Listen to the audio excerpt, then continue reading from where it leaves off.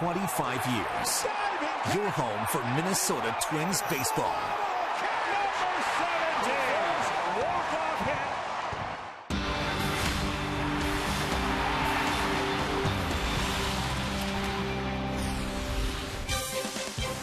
The Twins try to bounce back from a tough loss to the Royals in the series opener last night. It's the second game of a three-game series between these Central Division rivals tonight at Target Field. Just about 3 weeks ago, Andrew Albers made his Major League debut in Kansas City against the Royals and shut them out for 8 1/3 innings. Followed it up with a 2-hit shutout here in his next start. He faces the Royals for the second time, and that means Billy Butler, who homered last night. And in the last 2 seasons against the Twins, nobody has more hits against Minnesota pitching than Butler, who's piled up a .391 average. The Royals will send left-hander Danny Duffy to the mound. He's pitched just 9 2/3 innings in the big leagues this year.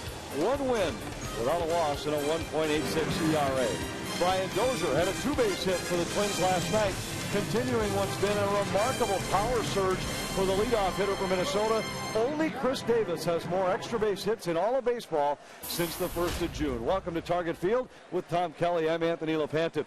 Brian Dozier has surprised some with this power surge because he didn't show it early in the season. Had only 6 extra base hits in the first 2 months. But you have not been surprised by his ability to hit for extra base power. I'm not surprised about anybody hitting the ball hard anymore. A lot of guys walk up there and can pound it over the fence, and I think once they gain some confidence, now here comes the power. So as Roy spoke about earlier, turning the hip, getting an idea what he wants to do, having some success with that builds more confidence, better at-bats, more quality at-bats, more hits, more doubles, more everything. So Brian's certainly taken off the second half of the season through his hard work. Him and Bruno, Tom Bernansky, our hitting coach, has done a wonderful job. So they're just moved forward.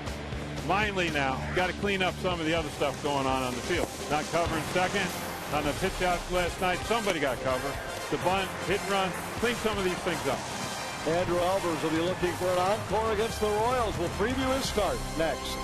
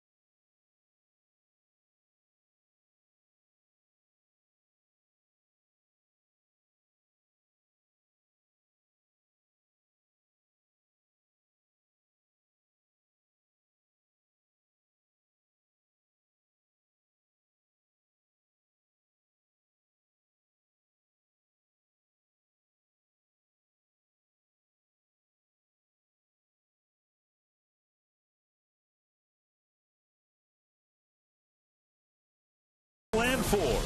Visit northlandford.com and your local Northland Ford dealer today. By Menards. Save big money on all your home improvement needs at Menards. And by the Minnesota Department of Public Safety. After a couple of disappointing losses, the Twins still have a chance to win this series against the Royals. Andrew Albers with a pretty good mark so far at Target Field. He can make the start tonight for the Twins in Game 2 of this series. Dick Bramer, Roy Smalley with you from Target Field. A little earlier this month, Andrew Albers literally was the international man of mystery. Nobody knew much about him. Certainly the Royals didn't, and he pitched very well in picking up a win in his first major league start.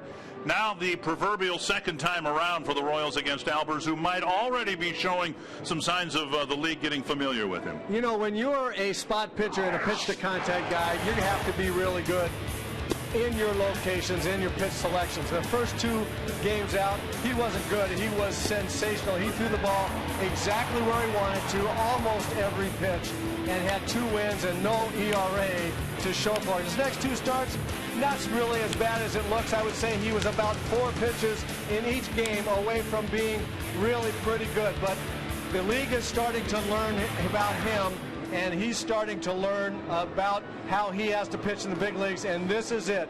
When he's successful, get strike 1. When he can get ahead, then he can go to his 2 fastballs, the cutter and the sinker. If he can throw those balls on the corners, he sets hitters up with change of speed, a big slow curveball, and a changeup.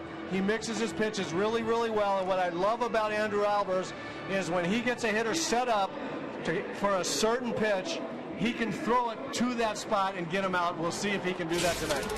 Ordinarily, it's the Twins who've enjoyed a big edge in the season series with Kansas City. This year, it's the other way around. Twins hoping to win the last 2 games of the season series.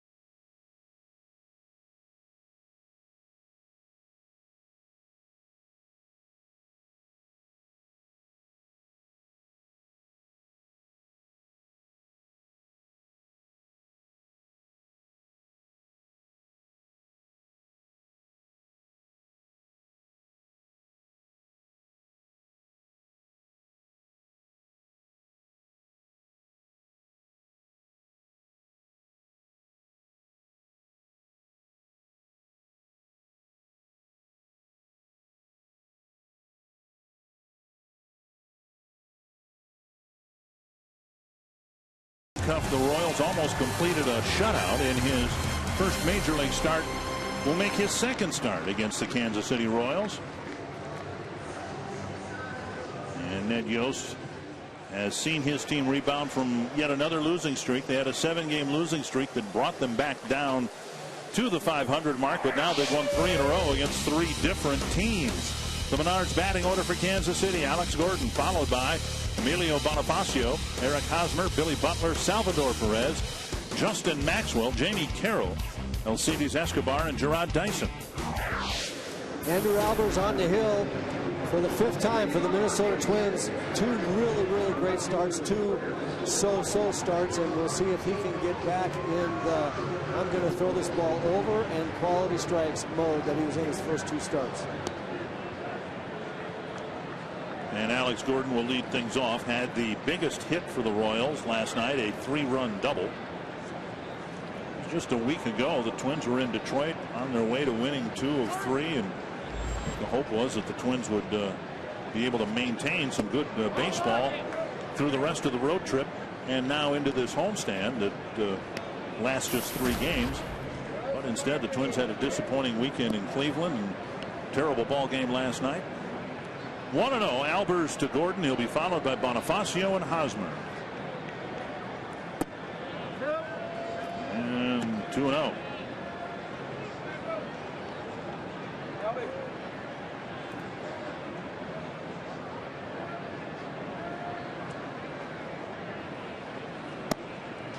Anthony's 2-1.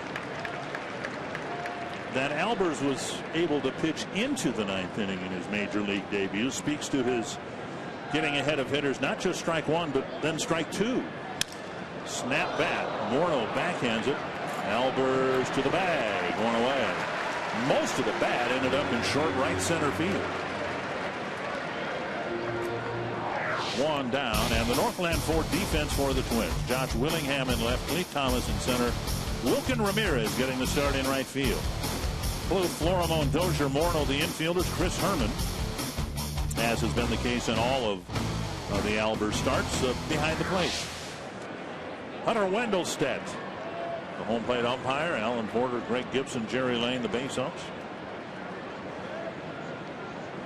1 down, and Emilio Bonifacio, the batter. Royals are getting a real good look at him at second base.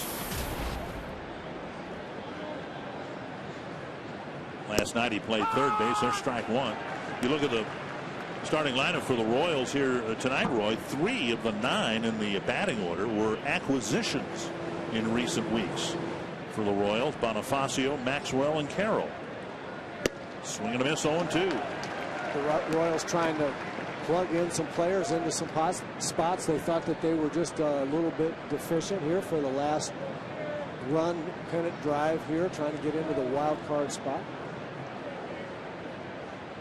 This is what we saw a lot of in Kansas City. Albers ahead 0-2 and now 1-2. You made a really good point about how many times he not only got ahead, but got ahead with 2 strikes.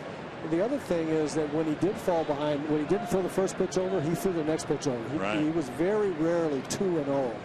If he was 1-0, he got 1-1 real quickly. Call, third strike, 2 down. And that's a beautiful thing right there. If Hunter Wendelstedt is going to call that pitch right there for Andrew Albers, he's got a chance to have a real nice ball game, because this young man can throw it down there. We know that. He can throw low strikes, and if the umpire will call that pitch down there the whole game, he's got a real good chance.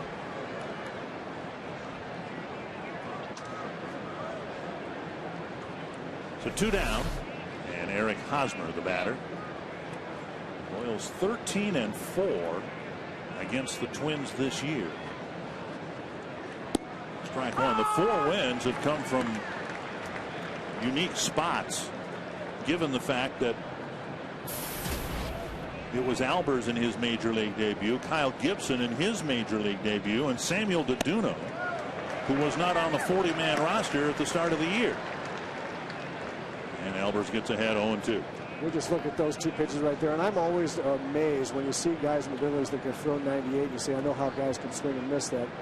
But it's really wonderful to watch a guy that can pitch, throw the ball by somebody at 88 miles an hour.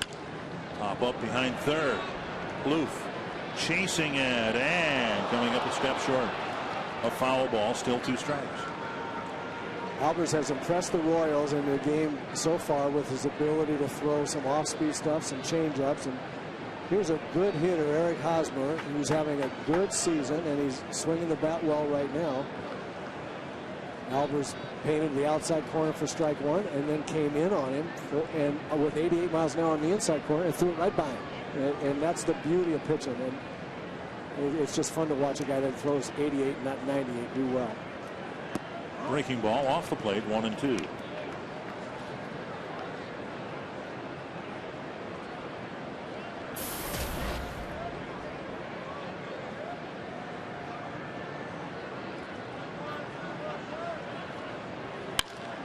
the ground. Florimone has it from the outfield grass. Off target throw. Morneau with the tag. Hosmer retired. And it's a 1-2-3 first inning.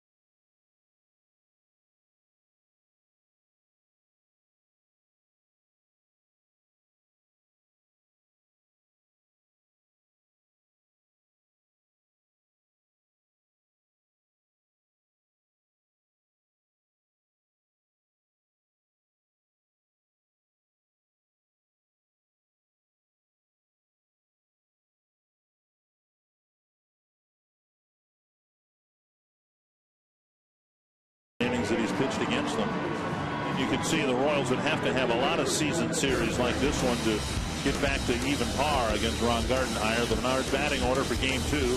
Brian Dozier, Wilkin Ramirez, Justin Morneau, Josh Willingham, Trevor Bloom, Chris Herman, Chris Colabello, Lee Thomas, and Pedro Florimone. Danny Duffy on the mound for the Kansas City Royals. He's been a traveling man this year, up and down between AAA and the big leagues. Hurt his arm a little bit, recuperating, rehabilitating, and getting a chance to pitch in the big leagues again. First pitch strike to Brian Dozier, who in very limited battles with Duffy, covering a total of 3 at-bats. He's already got 2 extra base hits. Started the ball game. Duffy started against the Twins in Kansas City with a triple. Then later added a double. 0-2. It'll be Dozier, Ramirez, and Morneau. Brian Dozier hits left-handers real well, hitting them above 300 clip, I think. And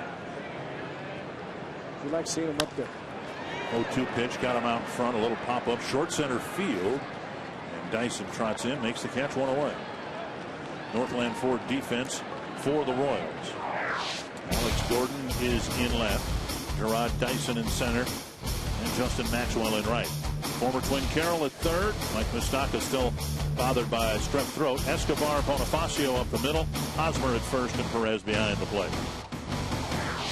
Yeah, just a couple weeks ago, Jamie Carroll was still a member of the Twins. Very well respected by the manager, the coaches, and the Twins players. Here's Wilkin Ramirez. And inside ball 1. Ramirez getting the start in right field.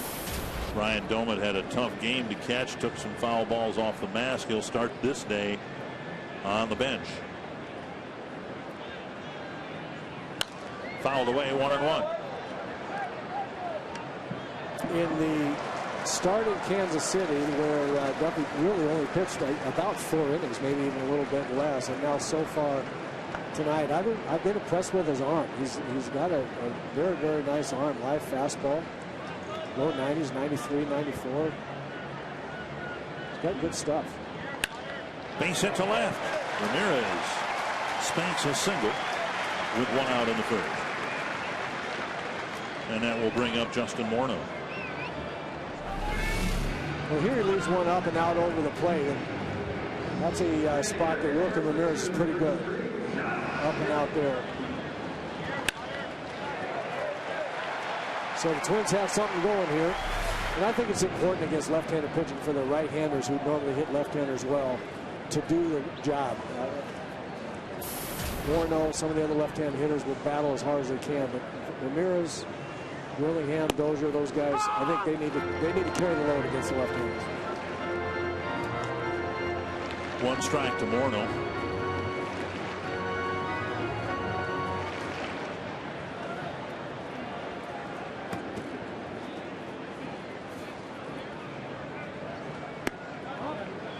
And now 1-1. Tom Kelly in the pregame show brought up a good game plan for Andrew Albers and the Twins, and that is get him a lead early. The Twins did that in his debut. They scored 3 first-inning runs before Albers so much as threw a pitch. Foul back, and then in his next start, here at home against Cleveland, they got a first-inning run, and Albers went the distance. And we'll see if they can do anything with this 1-out single in the first. I think the point that Tom was making is that you can get to a guy like Albers if you make him get the ball up in the strike zone and don't chase. He said that very specifically. And getting a lead for him allows him to throw the ball over the plate down in the strike zone where he wants to be.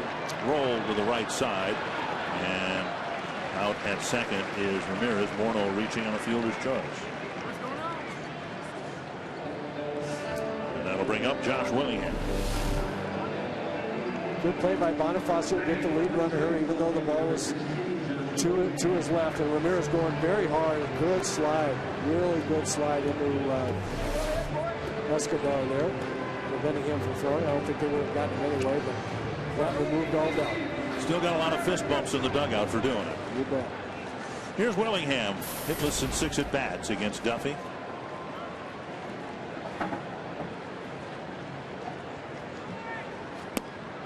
Missing the inside corner, and if this pattern in the first inning continues, Twins right-handed batters will see a lot of pitches in off the plate or near the inside corner. That appears to be what Duffy's game plan is here. Hit hard but foul. And there's an example of why he wants to go in there. And if you've got a 92, 93 mile an hour fastball, looks pretty straight. You can't live in the center of the strike zone, obviously, against any hitters, but especially good right-hand hitters. You've got to get them in a hurry by thinking you're going to crowd them, make them so that opens up the outside part of the plate. Down the line. And Gordon with a diving catch in the corner. Very nice play by the 2-time Gold Glove winner, Gold Glove Award winner, Willingham's liner, the 3rd out of the inning.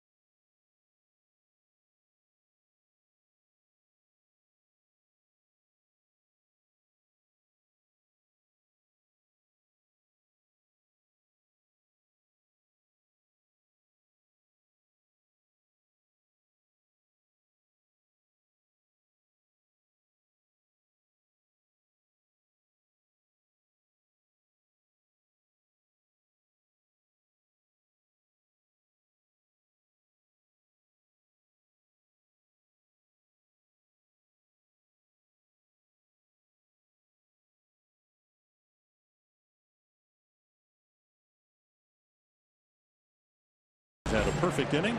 Face the middle of the Kansas City lineup: Billy Butler, Salvador Perez, and Justin Maxwell. Outside, ball one. Butler with an opposite field home run in his final at bat last night.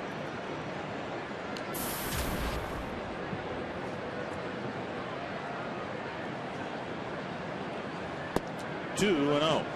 Albers started the first inning by falling behind Gordon. 2-0, ended up getting him on a jam shot.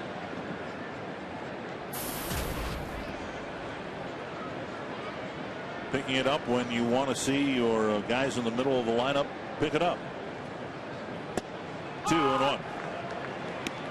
Billy Butler is such a good hitter. Watched him for a long time. In the middle of the diamond, high average hitter, got a lot of base hits, a lot of doubles, didn't hit the ball in the ballpark a lot, but he's becoming better and better, a more mature hitter all the time. 3-1, Perez on deck.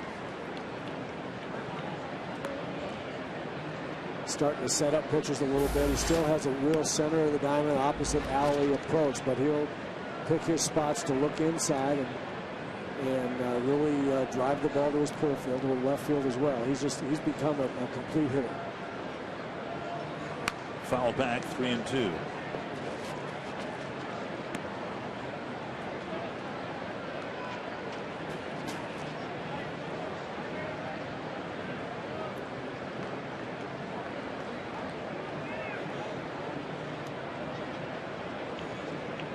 Full count to the leadoff man here in the Kansas City second. Fouled away. We showed you the graphic. His first two starts couldn't have gone better. Nearly 2 complete games, 17 in the third innings, only 6 hits, 1 walk, no runs. And I think the case can be made that he pitched better than the numbers would indicate in each of his last 2 starts. The numbers show 5 earned runs in each of his last 2 starts, 12 2/3 innings total. On the ground, hit right at Dozier. Butler retired, 1 away. 1 gone on the second. Let's go find Kevin Gordon. Hey guys, tonight's Cold Hard Fact is brought to you by Frostbrewed Coors Light. Interesting numbers here, guys. We've talked about the Royals have had the Twins number all season long. With 13 wins this season against the Twins, KC has the most wins in a season series since recording 14 against the Tigers 10 years ago, back in 2003. The only way the Twins are going to prevent that number from being tied or eclipsed is by winning the last 2 games of this series, and for the first time all year, win a series against the Royals. Chopper up the line, foul. Thank you, Kevin. Yeah, it's been odd. Usually 6 series between divisional opponents. You can count on the Twins winning 4 of them. 1 might be split. Royals might win 1, but it's been so heavily imbalanced in the Twins' favor. This is really peculiar this year. 1 strike to Perez. Up and away, 1-1. The Royals have improved their club greatly. They really have. They've got an awful lot better on the starting staff over the offseason, and we've seen that. The bullpen is the best in the league, and so that's going to give you a chance to win some games against anybody. Long run for Clete Thomas, and he won't get there. He'll play the carom, or the carom will play him. It's a double for Salvador Perez, driving the ball over 400 feet off the scoreboard in right center.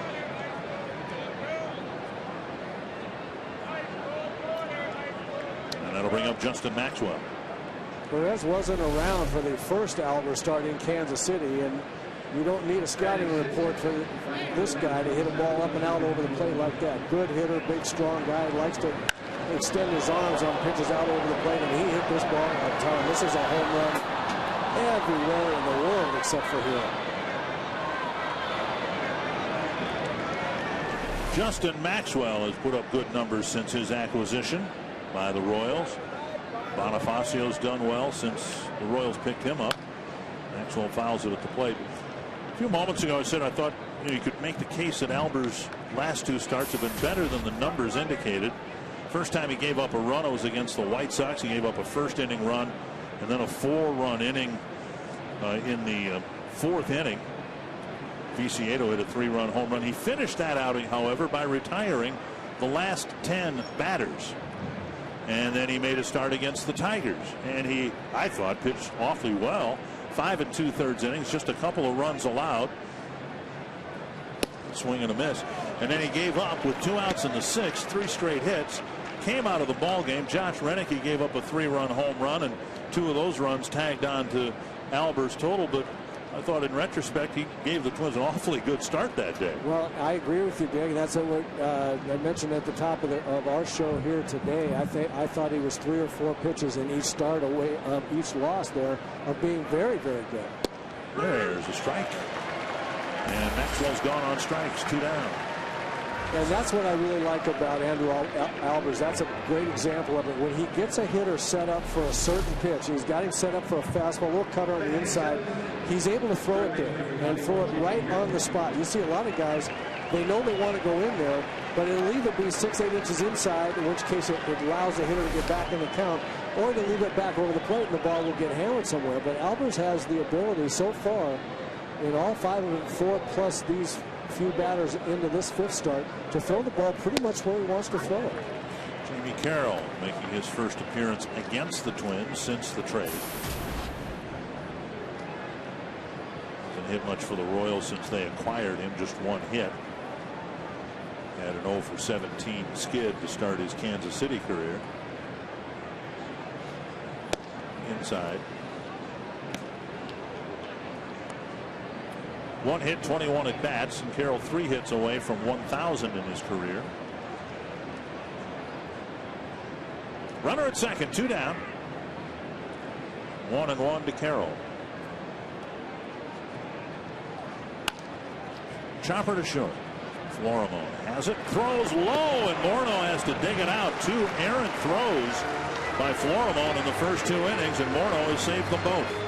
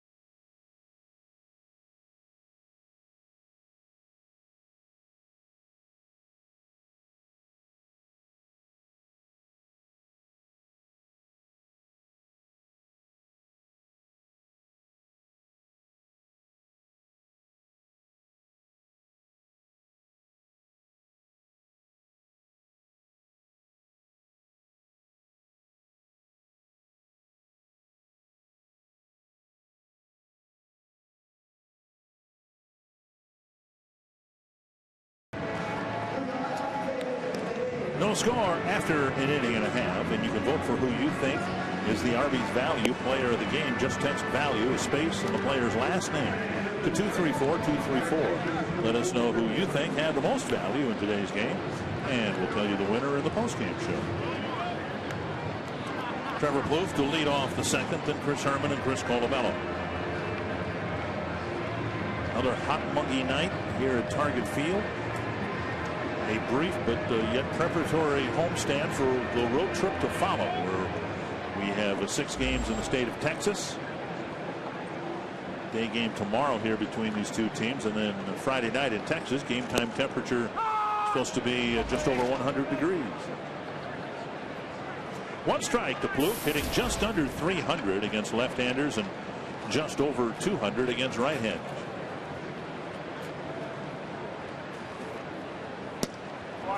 Down and away, 1-1. With all due respect to Danny Duffy, he is not in the same class as the pitchers Andrew Albers normally has to face.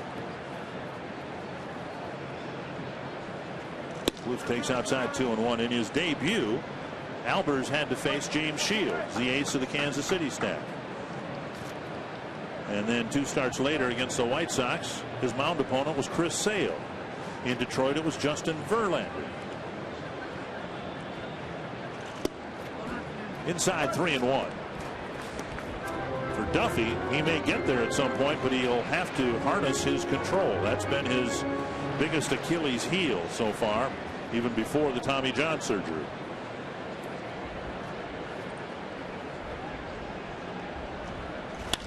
That's to left center and down for a hit. Luke digs around first. He'll hold up with a leadoff single. And that'll bring up Chris Herman. Now is as good a time as any to get a group together and catch some baseball before the snow flies. Organize your business, church, school, or maybe a couple dozen of your neighbors. Make a game of it. Visit twinsbaseball.com/groups or call 800-33-TWINS. Get a great deal on group tickets today. I'm sure you noticed, being a Southern California native, that I separated the reference to 100-degree temperature to snow falling by no more than a minute. Here's Herman, and there's strike 1. Sometimes it seems like that's all that the Minnesota atmosphere separates the two.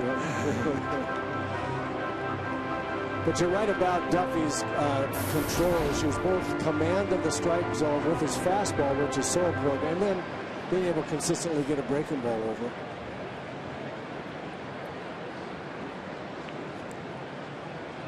Slow breaking ball. He did it there. Yeah, that was a very good one. There's an example of the kind of stuff that he has if he can harness it. And you're right in talking about him trying to get in on right-handers. I think we started to say it's very important for a guy that has a straight fastball at 93, 94 to pitch inside a lot, because pitching out over the plate without movement doesn't really help you very much. You know, guys see the ball up and out over the plate, ball straight. All the balls have been hit hard against him. So far, the Twins have hit have been up and out over the plate. He hasn't gotten the hitters in a hurry yet inside. Back to the mound. Duffy to short, to first, a double play. And Herman taps into a double play. Let's go now to Los Angeles for a Fox Sports 1 game break.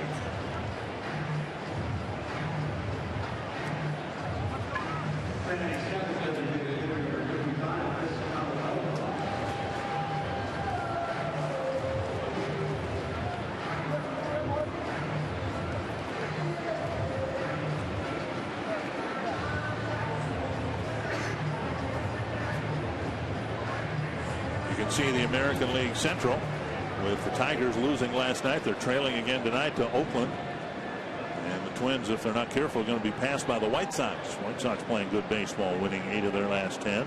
Here's Colabello, and there is strike 1.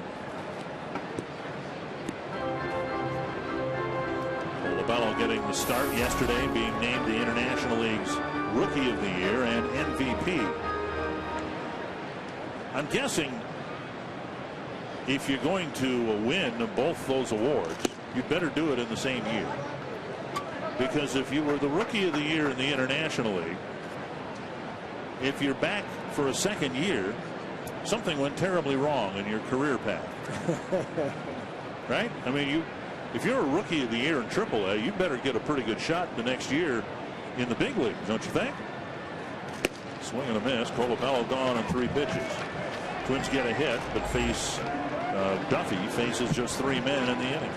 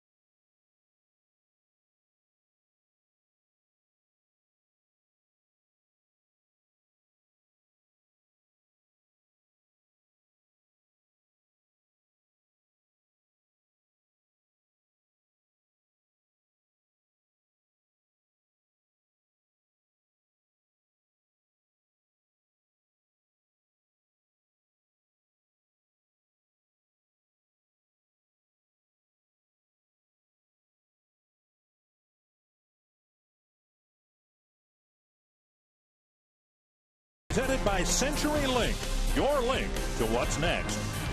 By Grand Casino, the best stories start here. And by Sanford Orthopedics and Sports Medicine, for the everyday competitor in all of us. Last night, 7 scoreless innings to start the game. Tonight, a pair. Escobar, Dyson, and Gordon here in the third.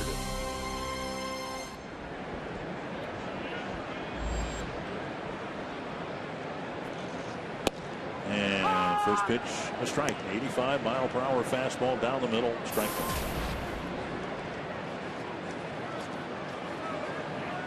And strike one, the most important part of that sentence. Strike two. Do you think it makes as much difference as it used to that the Royals now are facing Albers for the second time? And the reason I ask is, with so much video out there now, by the time Albers pitched against the Indians, they had a full game of his pitches that were, I'm sure, scoured and studied. I know there's no substitute to actually being in the box. But by the time he faced the Indians, they must have had a pretty good idea of what he threw and frequencies he might have. But has that changed at all over the years, do you think?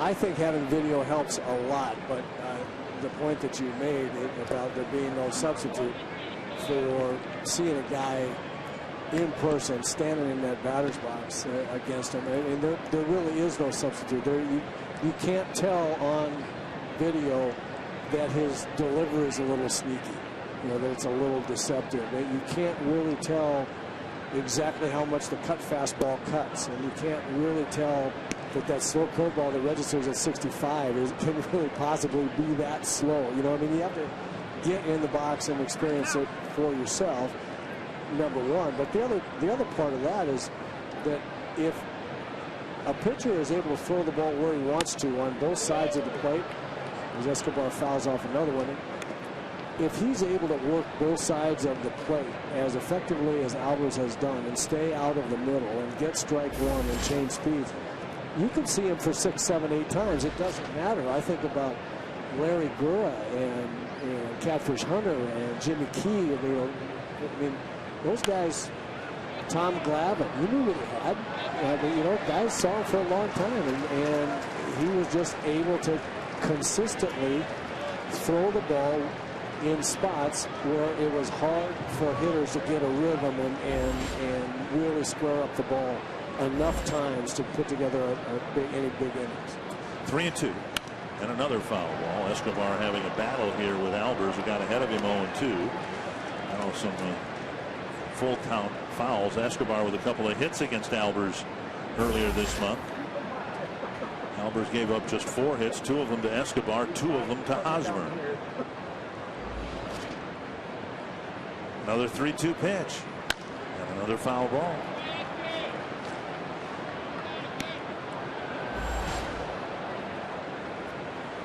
4 2-strike fouls for Alcides Escobar.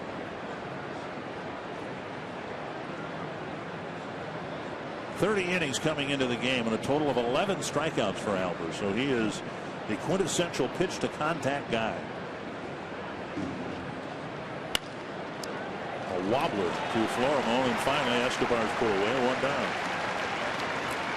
Dyson will hit, but not until we tell you that you can get interactive with us on our AT&T Twitter poll. We're asking you, which league do you think will be more dangerous in the postseason this year?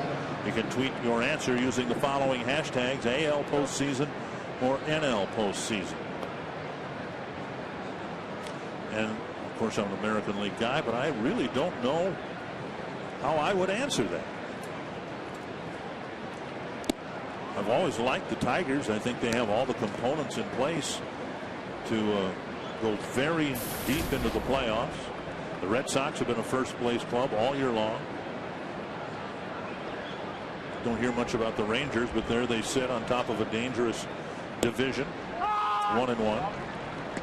And then you look at the National League and you look at the great pitching staff that Atlanta has and their ability to hit the ball out of the ballpark. And best record in baseball, Atlanta Braves. Right. You look at the great pitching staff that the Dodgers have and the way those guys are starting to hit. It's a difficult question. I agree with you. 2-1 to Dyson. What I think it means is that postseason is going to be really fun. there's going to be some good players competing and some good teams battling each other.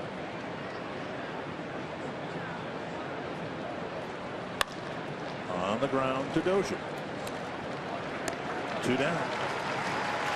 One impressive thing about Albers in his last start, he had given up some hits, 3 of them in 1 inning to the Tigers, but didn't give up a run. Then in the next inning, Ryan Holiday hit a home run. Jackson was aboard at second base, and Miguel Cabrera came to the plate. Now at this point, Albers had thrown in the neighborhood of 50 pitches, had already given up a run, and he got 2 strikes on Cabrera, and the count ran to 3-2. And Albers reached back for a pitch he had not thrown yet to that point. A very slow breaking ball to the best hitter in the game. And he got him to swing and miss way out in front of it. But a very slow breaking ball, I would think, would be a field pitch. And he hadn't really thrown it in the first 3 innings. And yet in this key at bat, with the top run producer in the game at the plate, he felt confident enough in it. Let's break out something new here for Miguel Cabrera. See how that works. But you know what I mean? I mean, know that exactly really, what you mean. that made an impression with me, and it had to make an impression with Cabrera because no one had seen the pitch all day long. And I guarantee you that's what's going on right now between Chris Herman and Andrew Albers. They're holding some stuff back. We haven't seen the big breaking ball. Haven't really seen the changeup. Yep. Yeah, I think we might have seen 1 or 2 change-ups, but not a steady diet. And what impresses me about Albers, I was thinking about this just a minute ago in that Escobar at bat when he fouled off some of the pitches. You know, just a straight sinker baller depends on keeping the ball down. It got to be down, down, down. But sooner or later, in a long at bat like that, this ball's juiced. To deep right center, and gone. A home run for Gordon. His 15th of the year, and he just got it over the wall into the flowers.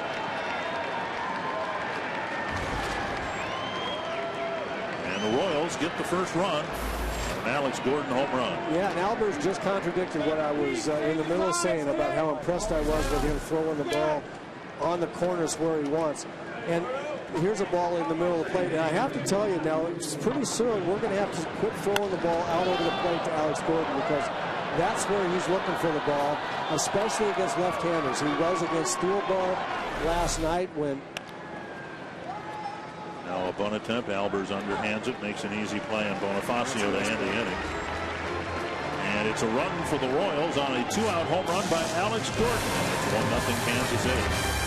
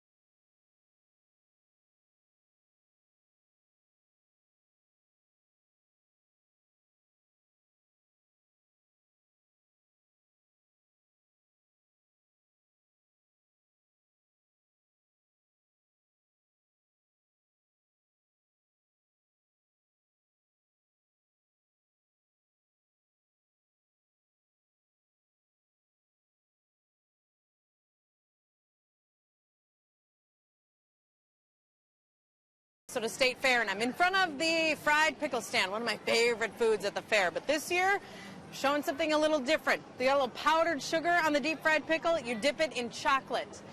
I'm not real sure about the combination, but we'll give it a try. napkin. Not bad. Not bad. Who knew? Pickles and chocolate? Who knew? Thank you, Marnie. And I'm just glad it's her eating a deep fried pickle with chocolate and not me. Strike to Thomas, 2 of them now as he leads off the 3rd inning for the Twins. Thomas, Florimon, and Dozier in the Twins' 3rd, down a run to Danny Duffy.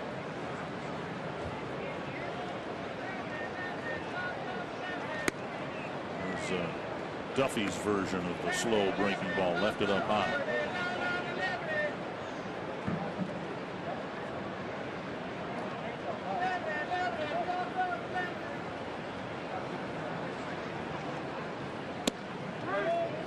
And Thomas called out on strikes, the 1,119th strikeout for the Twins this year, 2 short of the team record set in '97.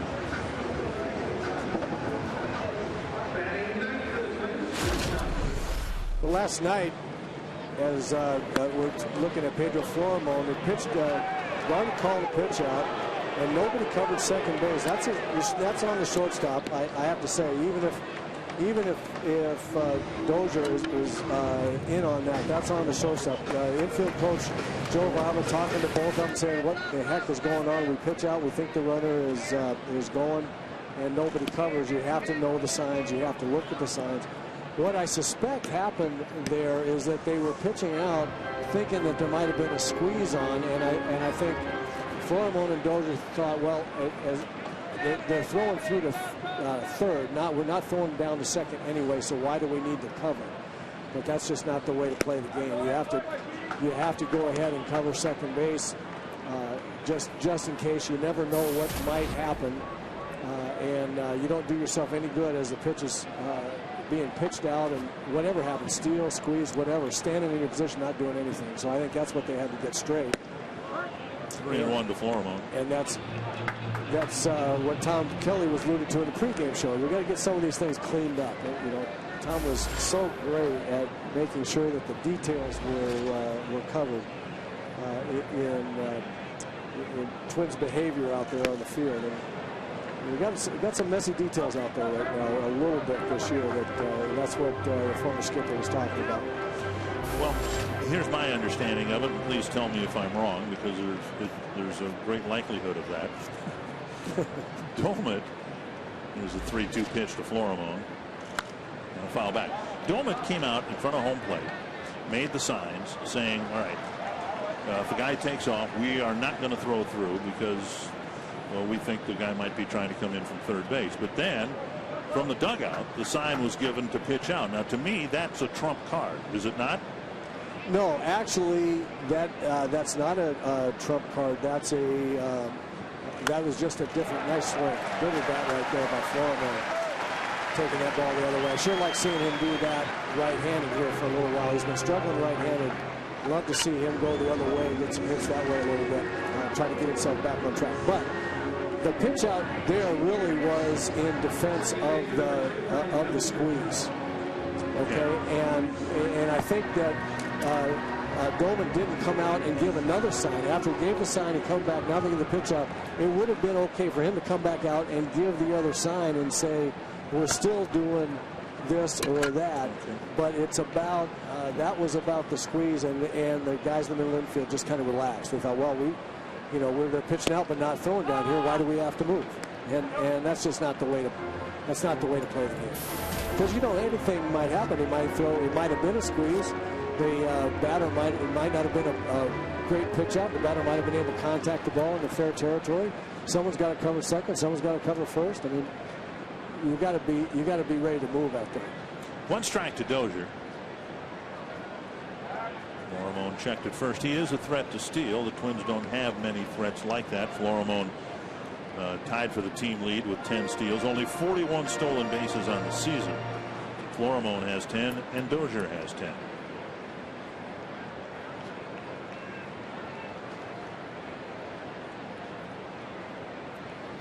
Long hold and inside, 1-1. Just one more point about that. I will tell you that in the old days, and I don't know how often teams are trying to steal signs now. But in the old days, we had some guys. There were some guys that could steal signs from managers and coaches and catchers. If your catcher goes out and gives a series of signs, and then they pitch out and nobody moves, you're pretty sure that the sign that he gave was we're throwing to third, and you know that one right now. So just even from a decoy standpoint, you should be moving around like you know what you're doing. Well, and then too, if you're pitching out, there's no chance of the batter, very little chance of the batter putting the ball in play, and there's always a place for you to go on the baseball field. And if you're a middle infielder, second base is the place to be. Right. That's where the shortstop should be in that case. 2-1 to Brian Dozier. Wrap down the line, foul. So I got here about 3 o'clock, and this is what I saw. Yep. You know, if you're going to mess up that badly, we're not going to have that, boys. This is what Gard is saying. You got to use your head. We're not going to have that kind of stuff. So they did work on some ground balls and some double plays and things like that. But the conversation was not about double plays, at which they've been very, very good this year. The conversation was about it's more than just making double plays, catching ground balls, and the like. This is about using your head and being in the game. And as Tom Kelly said, cleaning up the details, the little things that help you win games. Fly to center. Dyson is there. Dozier retired, out number 2. That'll bring up Wilkin Ramirez.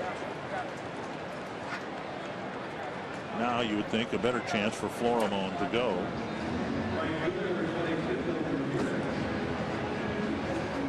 Ramirez with a single to left is first time up.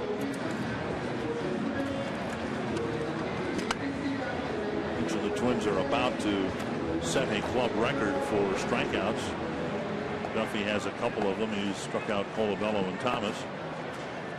And the club record for strikeouts is just 2 strikeouts away, 1,121. We're still in August.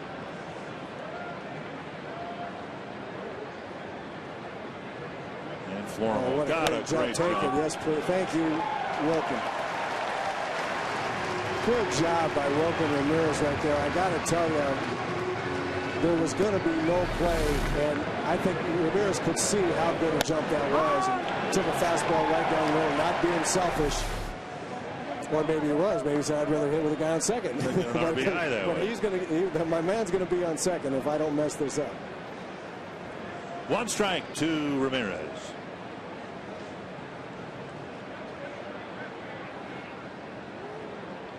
And Florimone dancing off second base. The things you have to think about as a hitter, and you can't give the pitcher too much credit for being able to throw what he wants to all the time, but Ramirez hit a bullet on a ball out over the plate his first time up. Now you see the catcher has moved in. They're going to pitch him in. You've got to understand that he's, see, there you go. He's trying to throw it in and can't, but that doesn't mean it shouldn't be in your mind right now as a hitter. What are these guys going to try to do to me to get me out? And probably I've proven to them that a fastball belt high out over the plate is not the best way to pitch to me, and they're going to try to do something else. So you have to be thinking a little bit about what they're trying to do. 1-1 to Ramirez. Again, the target inside. Swing and a miss.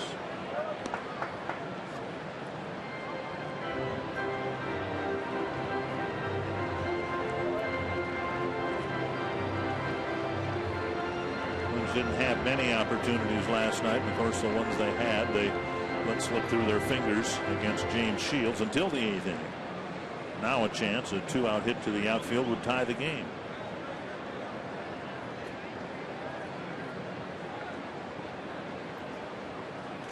Foul tip, a strikeout to end the 3rd, and it's 1-0 Kansas City.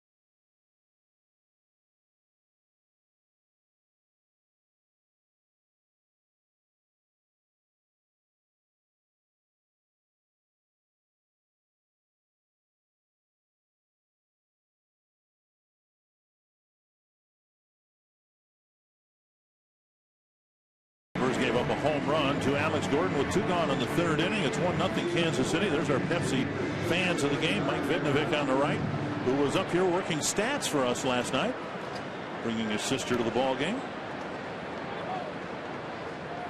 And he's got his phone out, his device out, so he'll be well aware that he has been beamed throughout Twins territory as our Pepsi fan of the game. Eric Hosmer leads off the 4th against Albers. Down and away, ball 1. Hosmer bounced to short to wrap up a 1-2-3 first inning. 2 hits for the Royals. They've both been extra base hits. And the Royals twice have taken target practice on the scoreboard right. Perez hit it, and Gordon lifted one over the scoreboard for the lone run of the game so far. 1-1 to Hosmer. Hit to center. And Thomas makes the catch, 1 away. That'll bring up Billy Butler. You can ask a question at carsoup.com/baseball. Randy over in Elk River, not too far from where I live. Who are some of the names we can expect to see once September call-ups begin? Ultimately, it'll be it's up to that man right there. Go over and ask him between innings. I'm sure he has nothing more on his mind right now. I would imagine. Well, it's really going to be interesting. You'd think guys like Hicks and Parmalee, who started the year with the ball club, might get called up, but neither one of them has hit at all well in AAA. Hicks hitting below 200, Parmalee hitting, I think, 230 down in AAA. Those would be the first names that you would think about, but I would tell you something about Mr. Ryan. It's my impression that he is of a meritocracy bet. He's not one to fail to send a message to someone that was in the big leagues, goes down to AAA. If he doesn't go down there and tear it up down there and doesn't look like he's giving his best effort, he will not be here either, even if you would think that he's a potential future big league player. Just ask Brian Dozier. He thought he was going to be called up in September, and the Twins said, well, no. Yeah, no, didn't quite show the work ethic that we thought ought to happen. He wanted to send a message there, and I think that was a great move on their part. I think it got Brian's attention, and we've seen what's happened this year with his performance. So to answer the question specifically, I don't know. It's hard to tell. There will be pitchers called up. That's where the biggest need is, especially with an overworked bullpen that the Twins have dealt with. And I suppose it's not out of the question. It depends on Joe Mauer's situation, of course. It's not out of the question the Twins might add yet another catcher. If Joe, whenever he comes back, if it's deemed, look, let's just not put him behind the plate anymore this year. You don't want to have just 2 catchers through September. So, and we don't anticipate that being the case with Joe, but with the concussion situation, you really don't know. 2-2. Chop to third. Plouffe has a play. Morneau can't field that throw. It's the 3rd poor throw fired across the diamond. 2 by Florimon and now 1 by Plouffe. And this one will be charged as an error to Plouffe. But Trevor has plenty of time here. He takes his time and then kind of aims it over there to first base. And that's one issue I think that Trevor really has some issues with, is throwing the ball over there, especially on plays where he has time. And I went through a stage like that when I was playing shortstop early in my career, and I finally decided that if I was going to throw it away, it wasn't going to be because There's a deep drive to left. Perez, who doubled to deep right center, his first time up, hits one into the second deck, and it's 3-0.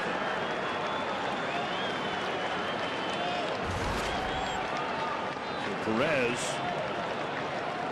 terribly unimpressed with Andrew Albers. He didn't face him in Kansas City in Albers' debut, and he's absolutely crushed 2 of Albers' pitches on 2 swings here tonight. And watch where this pitch is. A little slider it looked like, and it was just right in the middle of the plate. Just settled right there in the plate for Perez to hit. And this is one thing. He's a pretty smart guy, I think. I've been watching Perez for a while now. And I think he was looking in after hitting the ball so far out over the plate. Just like we were talking. Now what are they going to try to do to me? I think he saw what Albers did, carving up both sides of the plate in Kansas City against his teammates when he was still recovering from some concussion symptoms.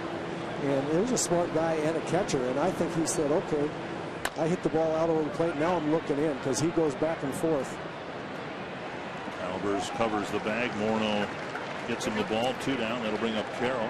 Join Fox Sports North at the Minnesota State Fair now through Labor Day at 1311 Underwood Street across from the Ballpark Cafe.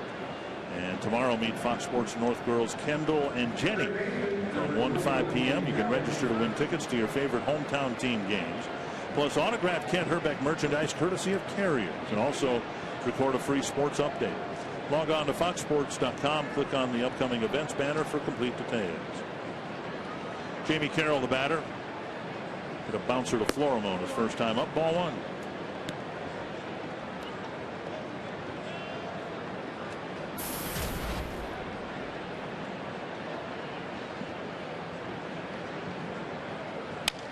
This hit to center, and Thomas is there to end the inning. 2 runs for the Royals, 1 earned, 1 unearned, and it's 3-0.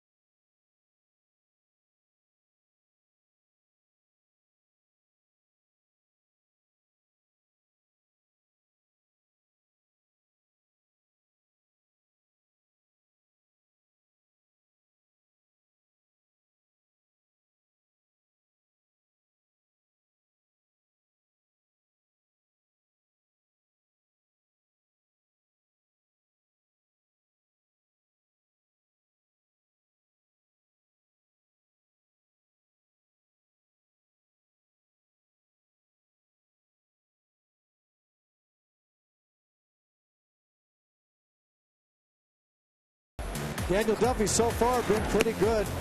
Relying on him. The scouting report, he gets a little wild, but he has not been. And for the Kansas City Royals, a couple of long bombs. One from Alex Gordon, and then this one from Salvador Perez, and it's led to a 3-0 Kansas City lead. Pitches up to Justin Morneau, ball 1. Morneau reaching a fielder's choice his first time up. Morneau, Willingham, and Plouffe. Most experienced Twins hitters. And now outside 2-0. Real good inning to get something going here against Danny Duffy for the Twins. Come right back and put some kind of number on the board. Give Andrew Albers, keep him in the game, keep him working hard. Give the bench, get everybody excited. Don't let this game get out of hand and get a little sleepy here. Come right back. So through a high fastball, 2-1.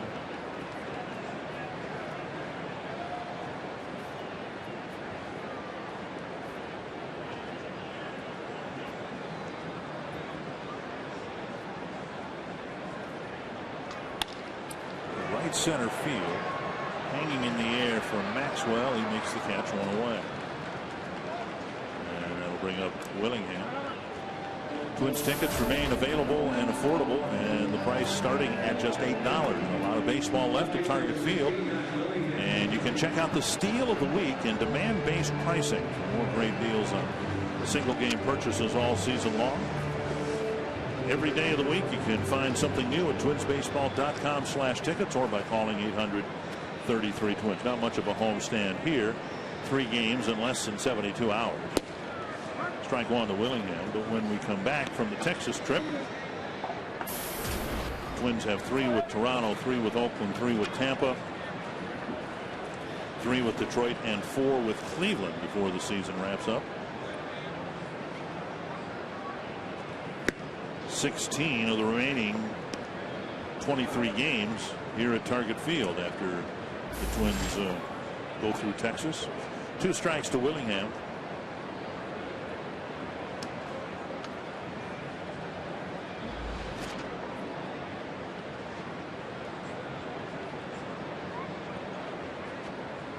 Off the plate, 1 and 2.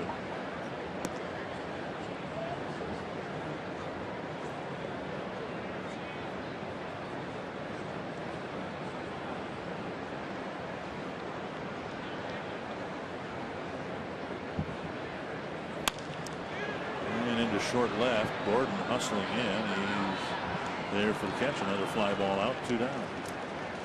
That'll bring up Plouffe. Plouffe with a single, leading off the 2nd inning, but then Herman bounced into a double play.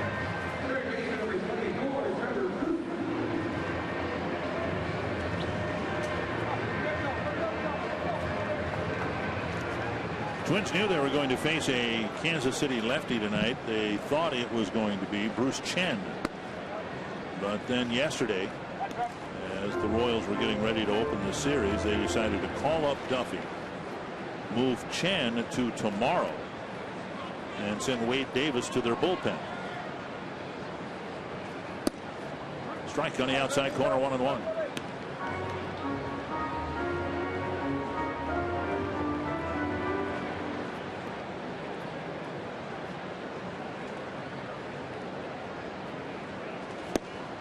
Two.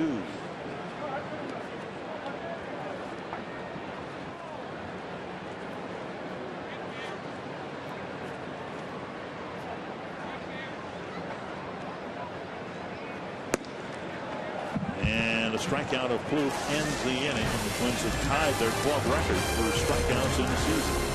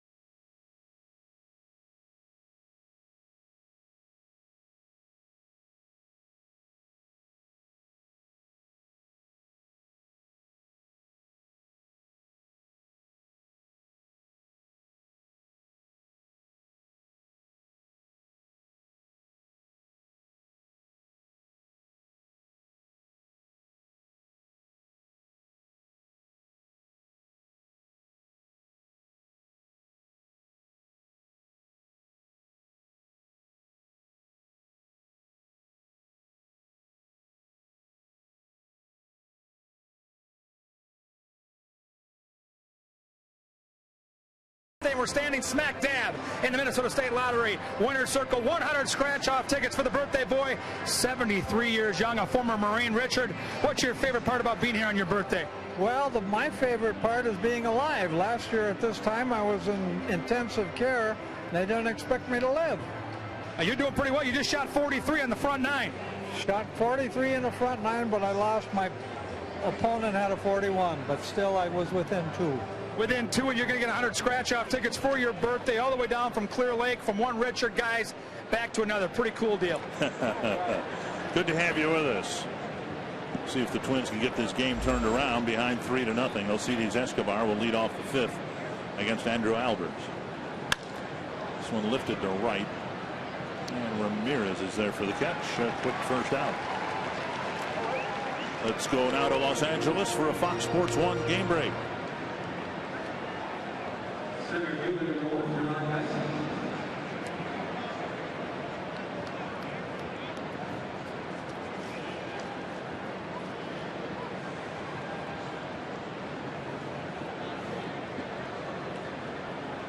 Well, thank you very much. Last night it was Justin Verlander. Tonight, Doug Fister getting absolutely ripped to shreds by the A's.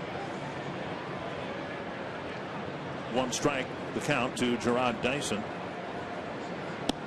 The Tigers showed some vulnerabilities to the Twins. Now a really good Oakland team, a hot team, throttling them tonight in a big series coming up this weekend. If the Indians can, there's a drive to left center field, and Willingham won't catch it, and Dyson can run like the wind. It's a ground rule double. Twins got a break there. That is a break. Dyson has to hold at second, and it's a one-out double in the fifth.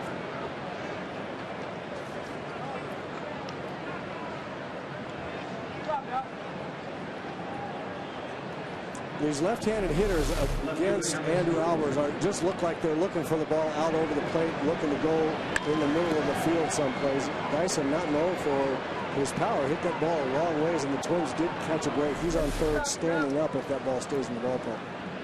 Here's Gordon, the big 3-run double last night, and he started the scoring tonight with a home run into the flowers over the scoreboard. Took off to second, and Dyson back easily. Well, I'm just going to vote right now for let's not throw Alex Gordon a fastball out over the plate. This is where he's looking for the ball against left-handed hitters, and I don't think it's a bad plan at all. Left-handers don't like to come in on left-handed hitters, but Gordon is just feasting on the ball out over the plate. That's where he's looking for it.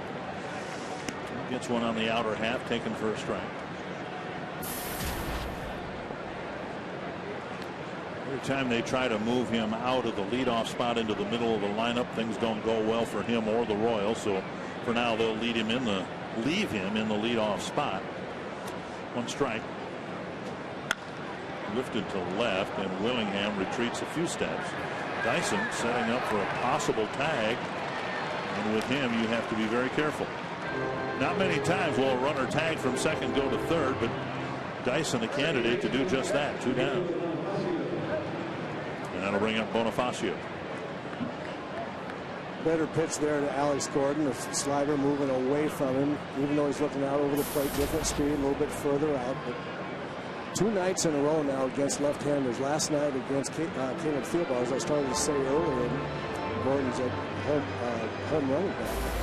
Just went up there looking for the ball out over the plate, got it, hit the bases loaded double to break the game open, and then the same exact pitch from another left-hander tonight. He hit the seats.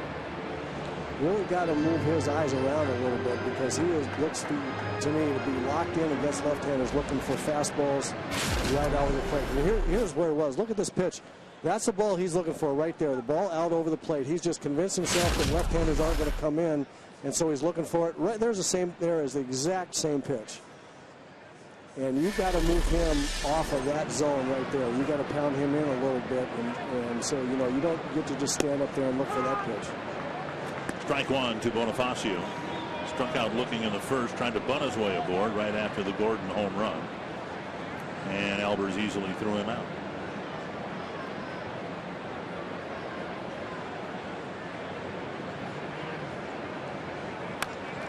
The knuckles back to the screen, 2 strikes. Catchers need to pay attention to what hitters are doing up there. And I noticed a pitch last night early in Alex Gordon early at bat against Correa, where Correa threw one right on the inside corner, or just off. It didn't miss by much if it missed. And Gordon really straightened up like it really shocked him that the ball was in there. If you're a left-hand hitter, believe me, I like the ball from the middle of the plate in. I wanted to pull the ball. If you're looking in there, that doesn't shock you. That pitch, you might take it, but you take it comfortably because you're looking for a ball in there. If it's just off the plate, you might take it comfortably. If you're shocked, then somebody's got to notice that he's not looking for the ball in. He's looking for the ball out over the plate. Dyson to third, and he'll steal easily. And a stolen base. 1 and 2 to the batter. Like he got there in 5 steps. Yeah, he just had kind of timed Albers. He's been giving him one look back there and then going to the plate, and so he waited for the one look, and when Albers turned his head back to the plate, he just took off. High and tight, 2 and 2. Yeah, that's a little better.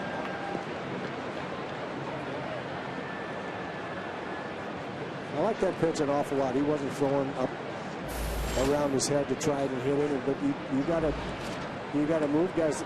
Let the guys know that you're coming in there every once in a while, and most big league hitters won't be intimidated by that, but it'll register with them that you're coming in there once in a while. Slow breaking ball lofted to right. Easy catch for Ramirez, and that ends the inning. 3-0 Kansas City.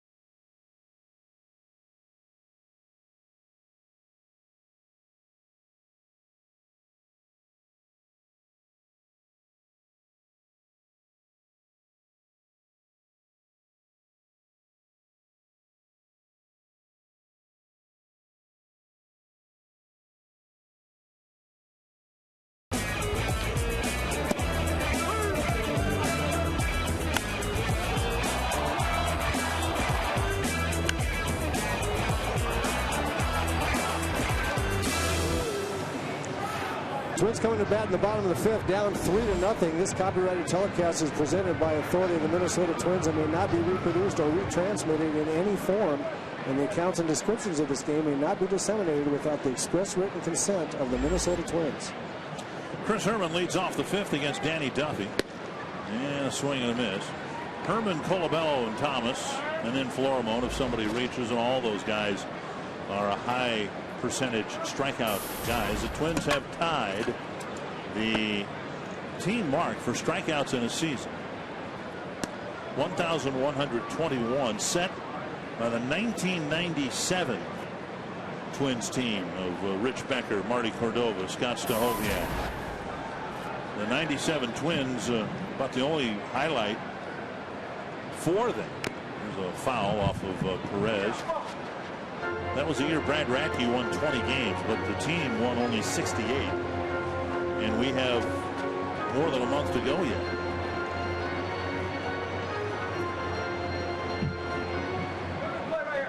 One and two to Herman. Bounced into a double play his first time up. Popped up. Short left. Gordon. Dyson. It's Gordon. One down. Fans, if you're looking for something extra special to take home after a game at Target Field, you can check out the kiosk at the ballpark that has a vast array of game-used merchandise. From bats to balls to jerseys, all items used in a game here at Target Field. And you can check it out between gates 29 and 34 out in right field. Next time you're at a ball game, stop by and find something unique. Get tickets by calling 833-TWINS or twinsbaseball.com. Joe Mauer's bat is here. Joe Mauer is not. Still no timetable set for his gradual return to the lineup. Colabello struck out on 3 pitches in the second. And he strikes out, or swings and misses on the first pitch here in the 5th. Seen a lot of that this year, not just from Colabello. Some of the veteran hitters that the Twins have been over anxious at the plate. Last night, Will Smith came in and he struck out Chris Herman and Justin Morneau on 7 sliders, and none of, excuse me, there was 1 fastball high and tight to Morneau, but it wasn't a strike. He didn't throw 1 strike, and he got 6 swings and misses. Called strike 1 and 2. As I look at Chris Colabello, and I see some of the monstrous home runs he's hit, and I can imagine somebody hit AAA, but he hits some long bombs to center and right field, and he stands a long way away from the plate, which means he ought to be trying to hit the ball, which would mean that that's where he wants to hit the ball. When you're off the plate, I mean, a guy's stance at the plate will dictate to you a lot what he's trying to do. If he's standing up on top of the plate, he wants the ball in, he wants to put it. If he's standing away from the plate, he wants the ball out away from the plate, and he wants to hit the ball the other way. Now, that's a long way from the plate. But you see, he's got an open stance, and he swings at the ball like he's trying to pull it. Now, those 2 things are contradictory to me. See how he's flying open there? I mean, he has the ability to hit the ball in the upper deck in right center field here in target field. I mean, he can hit the ball a long ways. And Tom Brunansky, the hitter coach, has been. Now watch the swing. This is not a swing trying to go to right field. See his front hip goes. As soon as that front hip goes like that, the bat slows down. Watch his front hip. He steps and it opens, and now the bat is way too late.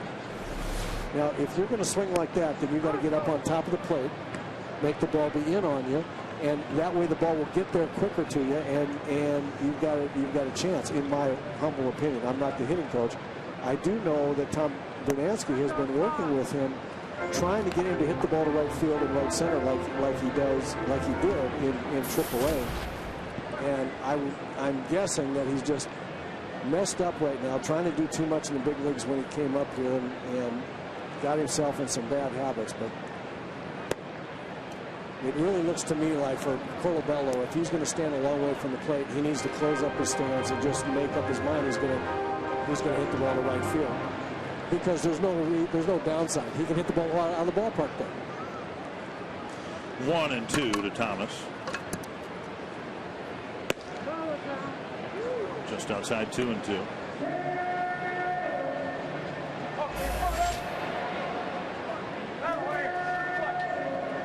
Duffy has pitched very well for the Royals here, giving up just 3 singles. Picks up 2 more strikeouts in a 1-2-3 5th inning.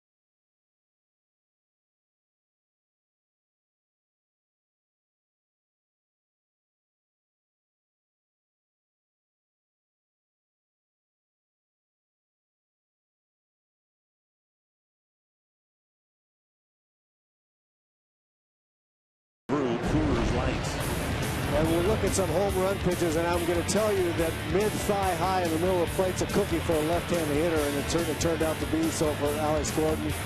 And then a cutter that wanted to be inside, Alvarez wanted inside to Perez, didn't quite get it in there. And that ball was launched in the second deck in left field. Hosmer dribbles it up the line. Easy play from Morneau. To the bag, one down. Billy Butler will bat, but first we will take a look at our Sanford health report. Robinson Cano hit in the left hand by a pitch last night in Toronto, but not in the Yankee lineup tonight. And it seems like half the 24 home runs were hit against the Twins this year. That's probably just my impression. The Yankees have had that type of a year. Just got Derek Jeter back in at least in a very short term. Cano lost to them for a while. One strike to Billy Butler. Reached on a Trevor Plouffe throwing error. Foul away. 2 strikes. Well, you're right, Dick. It does seem like Cano hit an awful lot of home runs, but I'm against the Twins. That's the bad news. The good news is I just love watching that guy hit. He can really hit. He's got a beautiful, beautiful approach at the plate.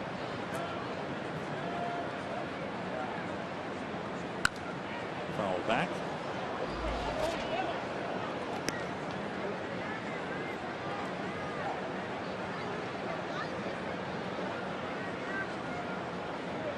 Two strikes. Some people think that this will be Robinson Cano's last year with the Yankees. I'll believe that when I see it, but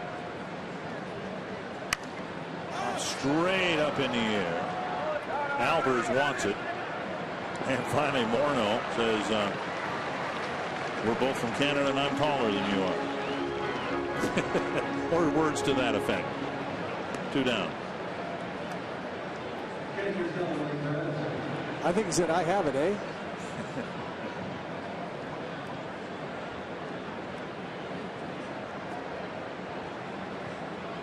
Boy, he pitched really, really nicely. It did Andrew Alvarez to Billy Butler that time. Inside corner, outside corner, back inside. Really, really a well-pitched at bat right there. And the young man has pitched well. He's thrown much like the White Sox start. Perez glares out at the mound, takes his helmet off. He's saying, if you want to hit me in the ribs, not in my head. And he wasn't trying to hit him. And now warnings given, because not so much of where the pitch was, but how the batter reacted. Pitch looked like it was over the inside corner.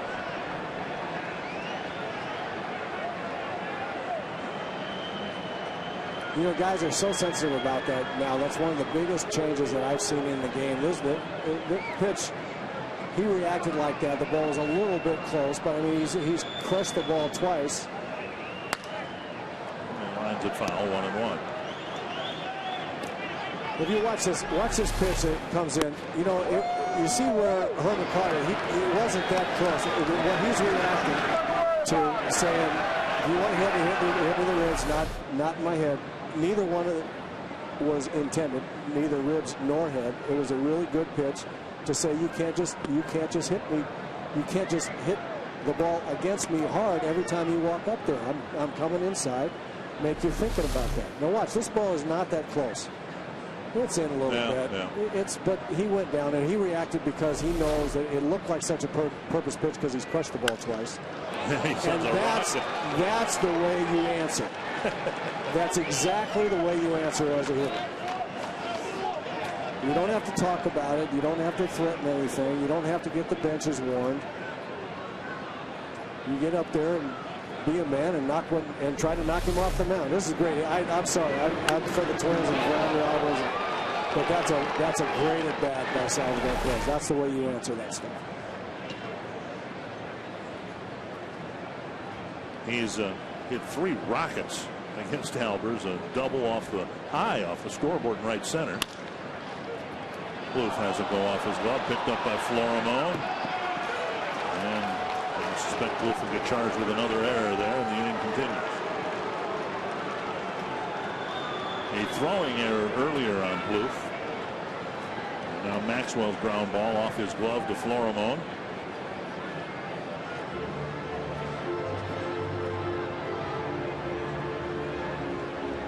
And Plouffe is charged with the error. After the first error, Perez hit the very next pitch into the upper deck and left. Now if Jamie Carroll does that, the Royals may carry him off the field. I don't know that Jamie Carroll could hit him for the second. You'll have to wake me up off the floor. Inside, ball one. I asked Ron Gardenhire yesterday, I said, of the players you've managed, would Jamie Carroll be most like you and in typical self-deprecating style? Gardy said, no, Jamie Carroll could hit. I couldn't hit. Here's a fly ball to center. Thomas has it, and that ends the inning. And Albers kind of veered toward Perez. Perez veered toward the dugout. End of issue. A scoreless sixth. It's 3-0 Kansas City.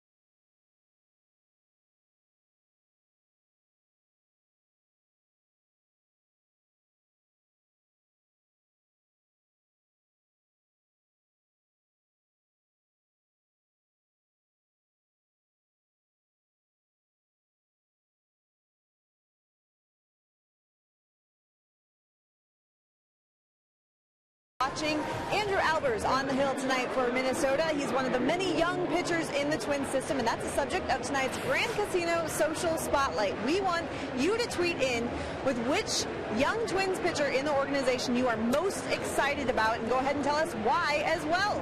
Use the hashtag YouthGoneWild to share your thoughts, and we will share our favorites in our post-game show. Dick and Roy. All right, thank you, Jamie. Tom Kelly said that Andrew Albers has been the talk of the town. He was after his first two starts. Funny thing happens. You don't give up any runs. Fans tend to get excited about you as a pitcher. I would say. Florimon takes up an away ball one. Florimon with one of the three Twins hits. He has the most recent Twins hit, a one-out sharp single to right. He stole second and was left there. Florimon's average from this side of the plate starting to recover, and he's had better at bats. And it's tough. I would imagine you could relate to it better than anybody as a switch hitting shortstop. Just when you start feeling good, particularly from the right side of the plate, then you have a series of or two of games. Here's a ball hit into center. Dyson won't be able to get there. Another hit for Florimon.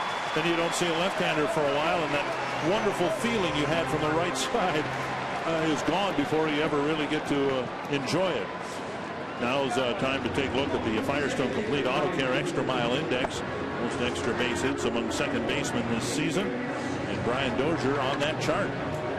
Bunch of really good names on that little graphic right there, to which Brian Dozier has added his name, and good for him. Almost all of them happening here in since June the 1st. He's really come on. He's been a lot of fun to watch.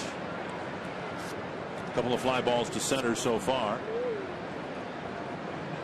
You know, if you're a left-handed batter or a switch hitter hitting left-handed and you start feeling pretty good, you might see 2, maybe 3 left-handers in a row, but you're gonna face a right-hander right around the corner.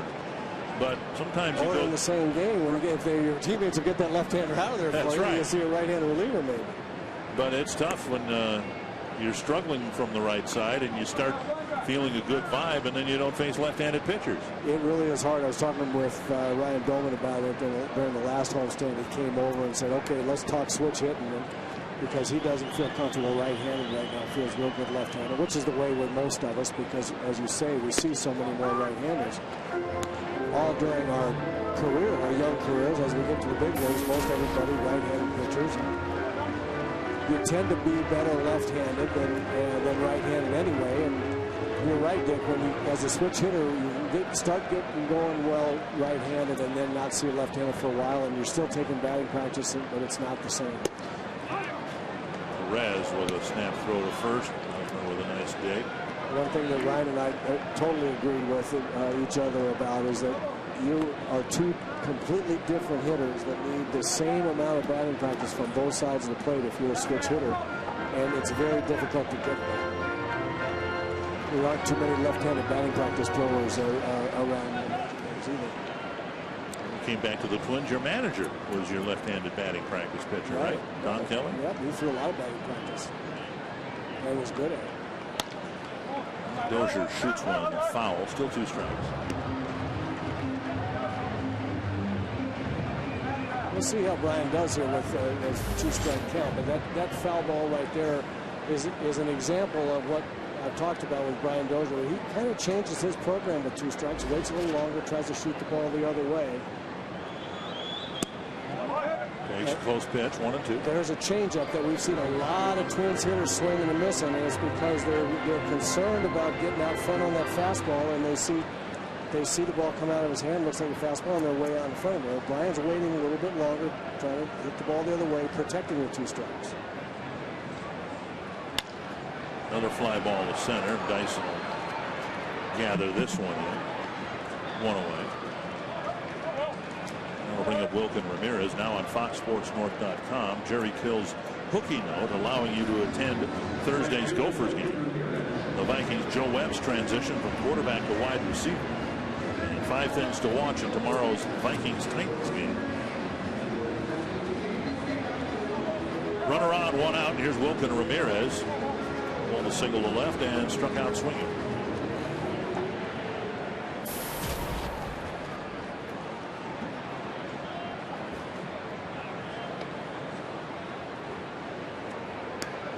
Twins down 3-0, but again, Florimone, one of the few guys in the lineup capable of stealing a base. He's already stolen 1.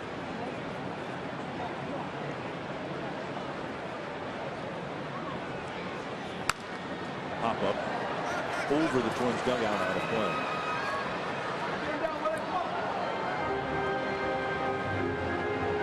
Texas beat Seattle 12-4. They shredded Felix Hernandez today at Safeco Field. Mentioned Doug Fister got ripped by the A's. And on the Twins side, Twins are trailing 3-0, but Andrew Albers, 2 earned runs in 6 innings, a quality start, even though he's given up 2 very long home runs. A check swing, but a strike. And it's 0-2 to Ramirez.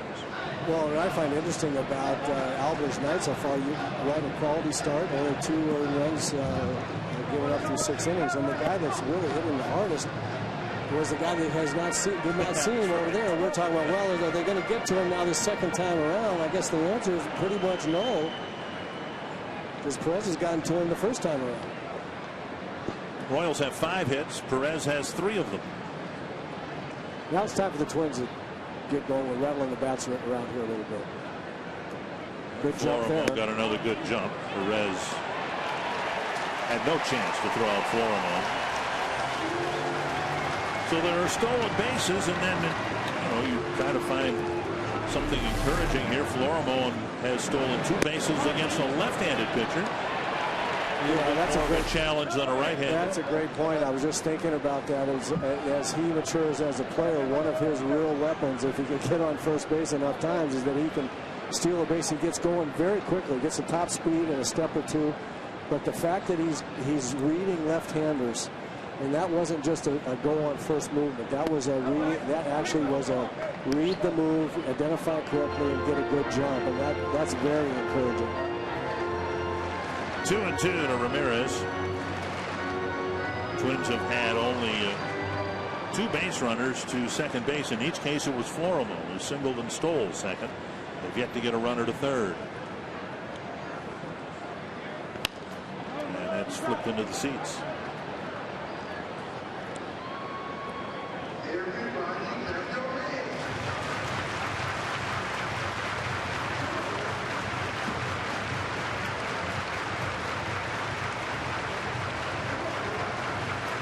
Duffy making his second start this year against the Twins. Starting back on August 7th.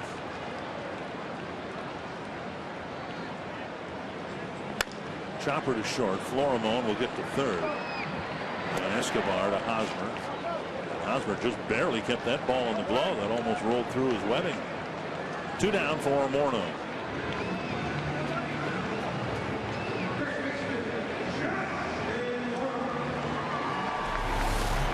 Sure what happened on this throw. It was low.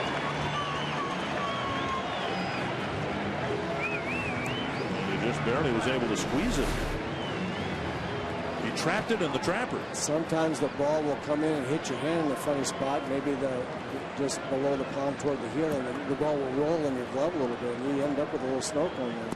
Outside to Morneau, ball 1. Morneau 0 for 2. Reached on a fielder's choice in the first, hit a fly ball to right in the fourth. Average down to 260. A week ago, Justin was swinging the bat as well as we've seen him in quite some time in Detroit. Didn't have a good series in Cleveland. And hasn't hit the ball hard in quite a while. 1-1.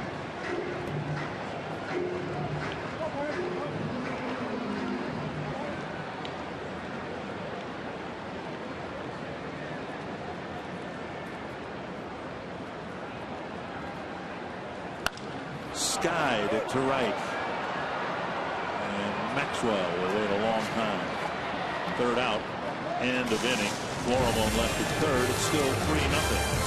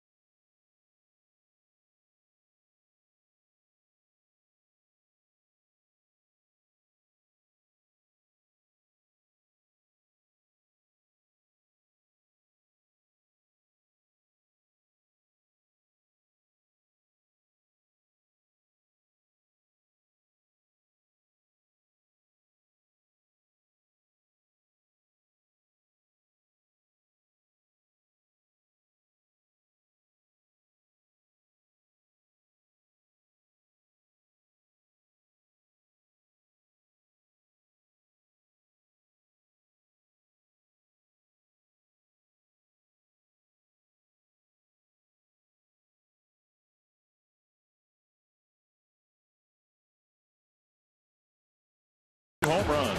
And only 2 really bad pitches in the game that Andrew Alvarez has thrown. One to Alex Gordon and one to Salvador Perez, and they did not miss them. Both of them long home runs.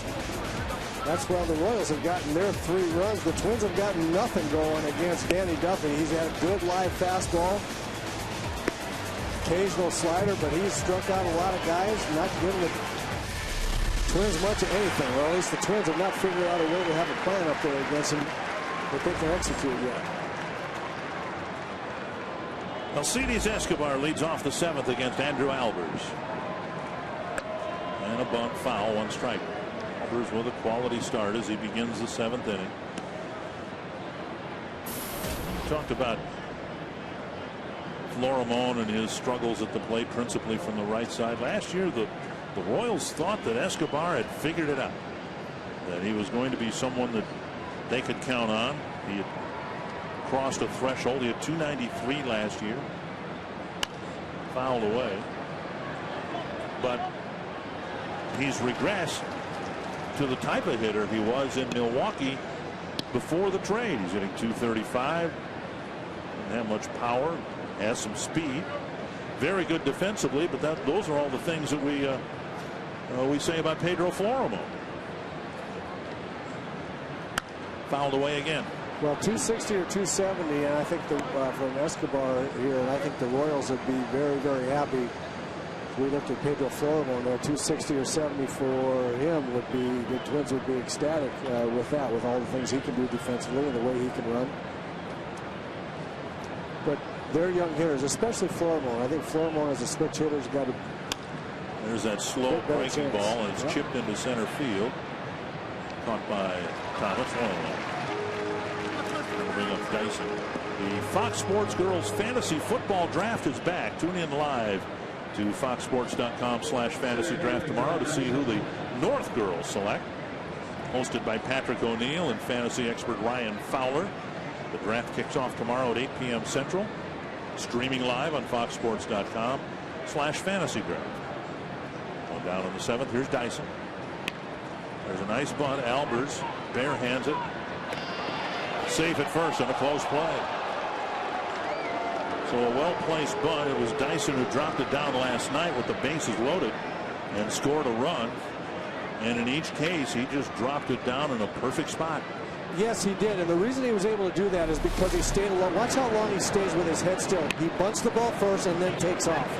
I would like all the Twins' potential bunters for hits to have watched that.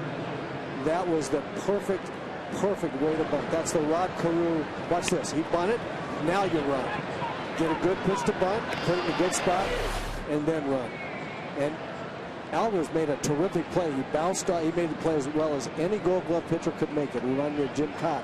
Bouncing off, pick up bare hand, turn and fire.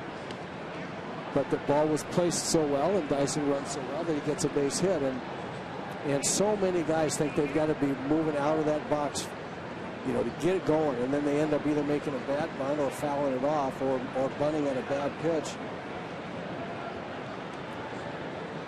Gordon, the batter. Just like when you're hitting, you've got to keep your head still in order to see the ball and make sure it's a good pitch and do what you're trying to do. Close play, Dyson back.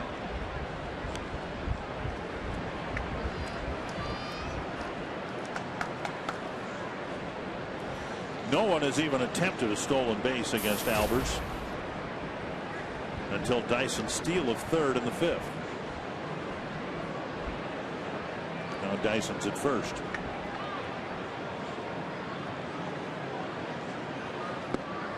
Gordon missed that by a foot. 1 strike.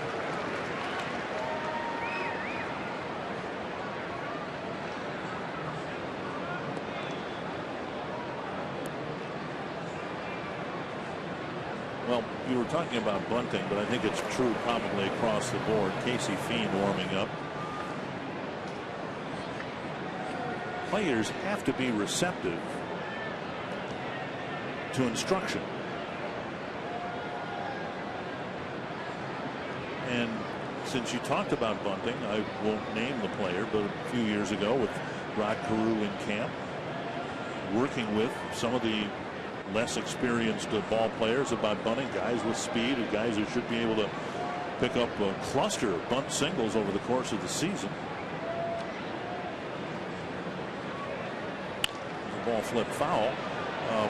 This particular player said he didn't seek out Carew because he already was a good bunter and didn't really feel he needed to improve that part of his game. Now the fact of the matter is that particular player was a terrible bunt, but simply outran some bunts for base hits. I mean, one bunt would go back to the mound, the next two would be in foul territory, and then 1 out of 4 maybe was placed near the foul line for a bunt hit. Yeah, Ted Williams came up and offered me some advice one time. I said, no, I got it. Yeah. I'm sure that did not happen. I got this. If Rod Carew wants to come up and help you bunting, I think you stand there and work on it with him. And I agree with you. 2 strikes. And they pitch out. Nobody going. But here's what Rodney did. Rodney did exactly what we were talking about. The only reason that I hit in front of him for 3 years. I saw him do it so many times. His head was still, and he was not moving when he bunted the ball. Just like a good hitter will be, his head will be very still. But the other thing was Rodney got a good pitch to bunt. Just like a good hitter will get a good pitch to hit. You can't bunt a bad ball any better than you can hit a bad ball. You know, and Rodney took a lot of strikes. Starting to bunt, he took it because the pitch wasn't conducive to him bunting it where he wanted to bunt it, so he just took it. Guys nowadays, they make up their mind, I'm going to bunt, and you can throw it anywhere. You can throw it 3 feet over the head. They're going to try to bunt the ball now. It's amazing to me. Pitches they would never consider swinging at, they will try to bunt. 1-2.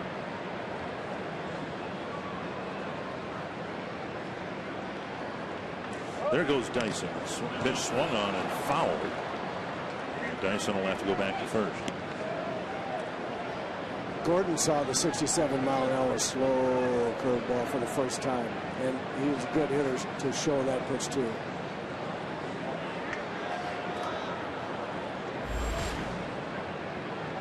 Spread of 22 miles per hour. And I'll bet you between 67 and 89 over the course of 6 1/3 innings, he's hit every digit on the speedometer. You know what I mean? Everyone in between there? Everyone in between. I mean, that's what impresses me about him. Now, that pitch was 75 miles per hour. And with rare exception, the next pitch, whatever it is, will either be a little bit faster, 3 miles per hour faster, 3 miles per hour slower, but not the same speed. Right. It's absolutely right. And most times not in the same location, not even close. He's so good at being on one corner or the other. And that's what I like about it, about the way he goes about it. 1-2. Another throw to first. And if it had been on the other side of the bag, they might have had Dyson leading. I really would like to see him come in off the plate here to Gordon. As we look at the Kansas City Royals have become a very good running club. I'd really like to see it in there. He's going in. Good pitch. You see him diving out over the plate like that, and he's been looking for that pitch out there for 2 games now, and that's the first ball that has come in from a left-hander. Good call by Herman and great execution by Andrew Albers. Come in there hard. He's diving over the plate. Then he realizes, oh, that might be a strike, and the ball's in on him before he knows it. Almost hits himself with it. Now he's set up for some other pitches. Another 1-2 from Albers. Now he's going back out away after showing him that one. Now he's got the slider. If he had gotten that just a little further out, he'd have gotten it. So what have we seen here? We've seen 79, 87, or 75, 87, and 79 now, I believe, the last 3 pitches. Right, and I would come right back in there with that same pitch again that tied him up so badly. Bert Blyleven has talked about this, and we've talked about it during broadcast together. Bert said, you know, you come in there and then come in there again, really convince him that that wasn't just an accident, really convince him that you might be thinking about it. But he's going to throw in something slower on the outside, I think. Right to Morneau. Out at second. Good. 3-6-3 double play. 7 good innings again tonight for Andrew Albers, but the Twins find themselves behind 3-0.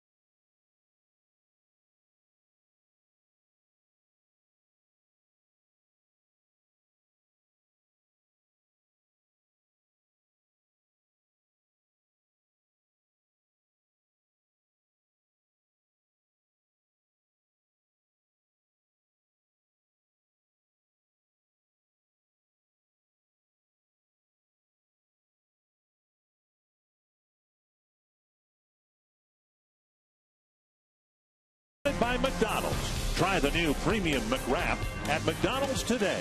I'm loving it. By Toyota. Let's go places. To find your nearest Toyota dealer and check out our current offers, visit buyatoyota.com. And by the Minnesota Department of Public Safety. Josh Willingham starts the Twins' 7th inning, takes strike one. Twins were almost shut out last night, and they've been shut out so far here tonight, 3-0. Willingham with a line out to left. Nice play by Alex Gordon in the corner, and then a fly ball to left field. Strike two. Willingham, Plouffe, and Herman in the 7th. Pitched another good ball game, and we were all interested how the Royals would fare against Albers, having seen him once before. Popped up back and out of play. He had faced everybody else in the American League Central once in order: Kansas City, Cleveland, Chicago, Detroit, and now his second start against the Royals, and it was a quality start. 3 runs earned, or 3 runs, 2 of them earned on the 2 home runs. And look, pitch to contact guys, you should call them pitch to bad contact. I mean, they're not they're not trying to pitch to the barrel of the bat for contact. They're trying to pitch to bad contact, and he does that. He did it well again tonight, except for 3 pitches. Basically, 3 pitches, 2 to Perez and 1 to Gordon. Off-speed pitch freezes Willingham, a strikeout for the first out of the 7th, and that'll bring up Plouffe. Even when the game isn't on, you can still see all the plays and at-bats that matter most during Twins Squeeze Play, a 30-minute condensed version of select non-televised Twins games. You catch the action tomorrow night, Twins Squeeze Play at 7 o'clock, only on Fox Sports North. Game in the afternoon should be toasty warm for that. And we are not televising it. We will be packing our bags for Texas, where it'll be toasty warm. Balmy. 1-0 to Plouffe. He has 1 of the 4 Twins hits. They've all been singles, 2 of them by Florimone. Inside 2-0.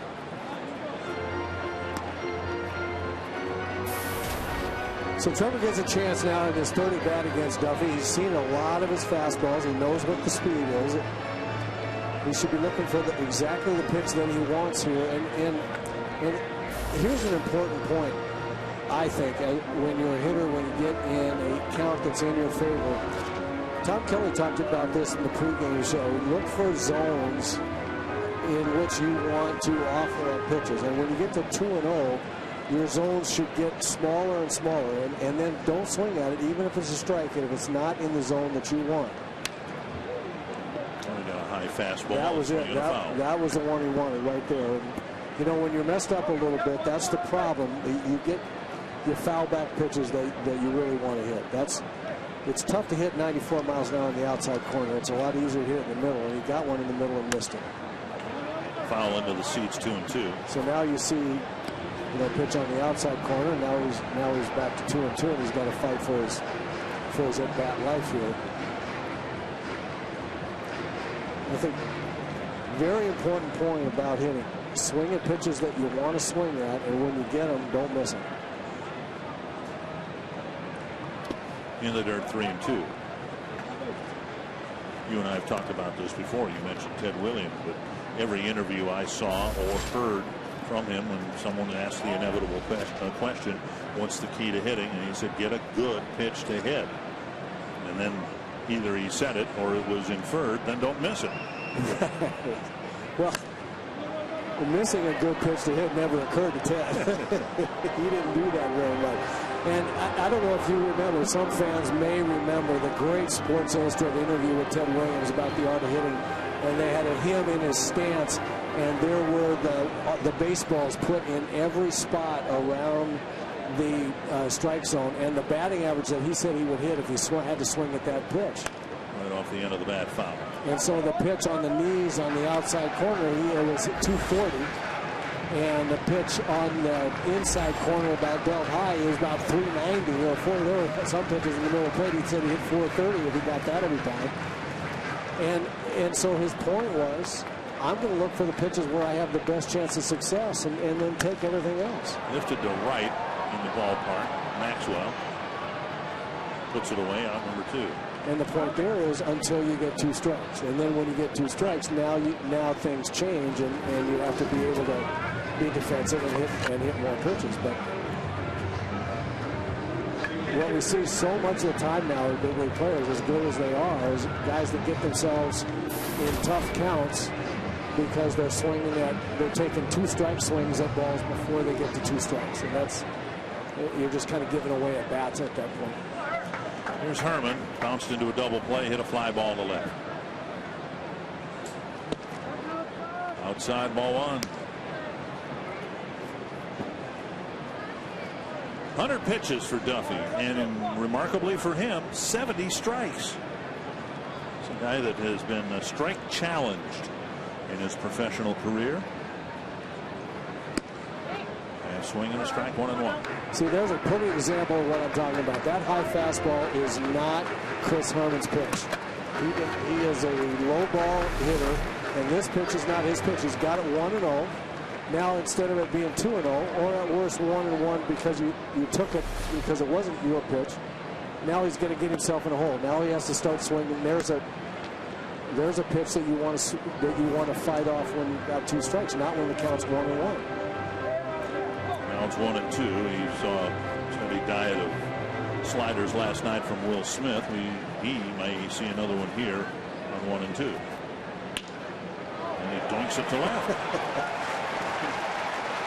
Not sure what part of the bat he made contact with the baseball, but he'll take a 2-out single. He does not care at this point. Ned Yost coming to the mound, and Danny Duffy in his first year back from Tommy John surgery, very likely he'll be taken out here. You see Herman here recognizing slider a little bit late, but staying in long enough to, as you put it, doink the ball to left field. And called up to make the start tonight, and it was a good night for Danny Duffy.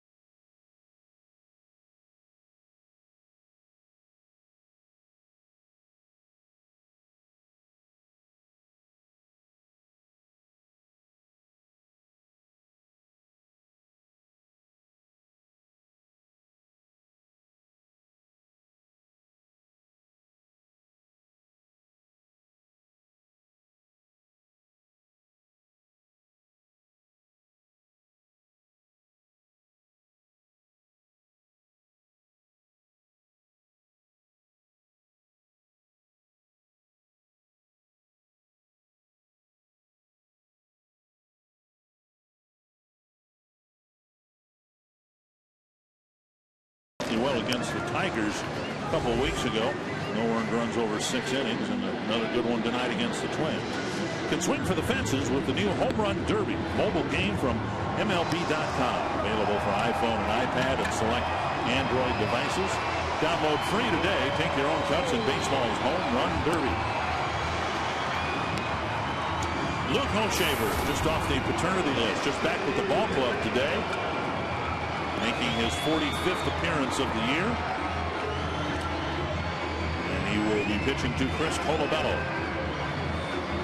You know what's funny about Hochshaver is my impression of him as a starter. Look at here in this graphic, the strikeouts to walks.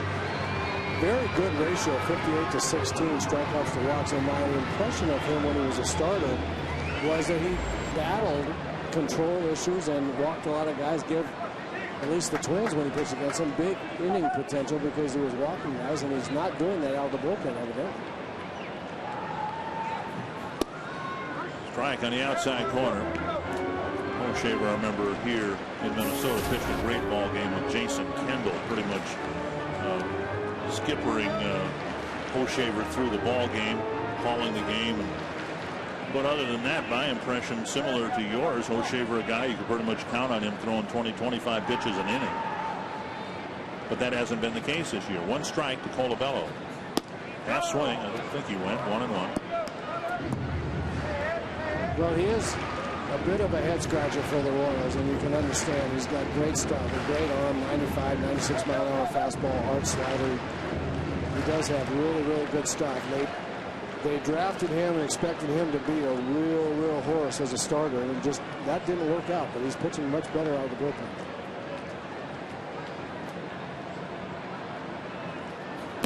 Down and away.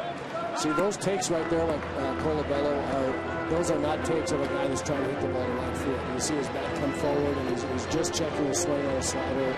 If you're trying to hit the ball to right field, which is where his strength is, you're waiting longer, you see that ball longer, you're not offering at it quite so quickly. And you can tell that the young man's just a little bit messed up right now, because I do not believe that was his approach. What we're seeing right now was his approach in AAA. 2-1. A pitch there right down the middle of the plate. Fouled it back 2-2. As I mentioned before, Tom Brunansky, hitting coach, working very hard. Bruno recognizes that this young man's ability to hit the ball out of the ballpark and to right center field, and that's what they've been working on. I've sat and watched them in cage sessions in batting practice, and off the tee, and Bruno flipping them the ball. They work at it. They work at it every day. Hit high, but not deep enough to right field. Maxwell. I think that's David Lowe out there now. No, it's Maxwell. That ends the 7th inning.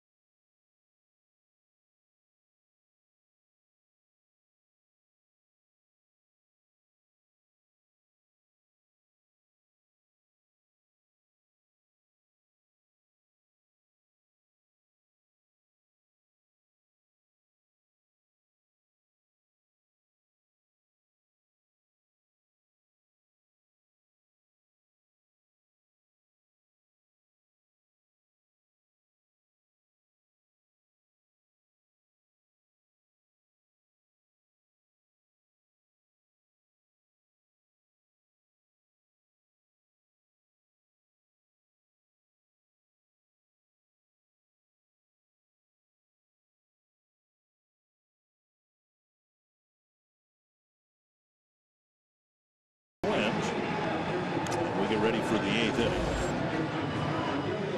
CenturyLink link to what's next. Tell us about Casey Fiend. We'll get my microphone adjusted here. Casey Fiend, a real battler. Ron Gardenhire likes the way he comes right at hitters. Fastball that's developed into a cut fastball that he likes a lot. Good fastball, real good strike to walk ratio. Been roughed up on here a little bit lately, but he's done a really good job for the Twins this year in both the 6th, 7th, and 8th inning roles. Albers 99 pitches, 72 strikes. And he's out of the ball game without a chance to win now.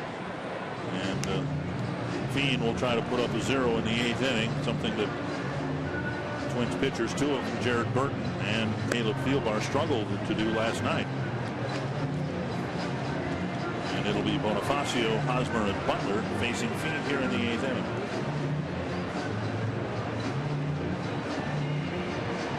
It's getting a Very good start from Andrew Albers. Tomorrow, Samuel DeDuno, who has beaten the Royals twice this year, will make the start for the Twins against Bruce Chen.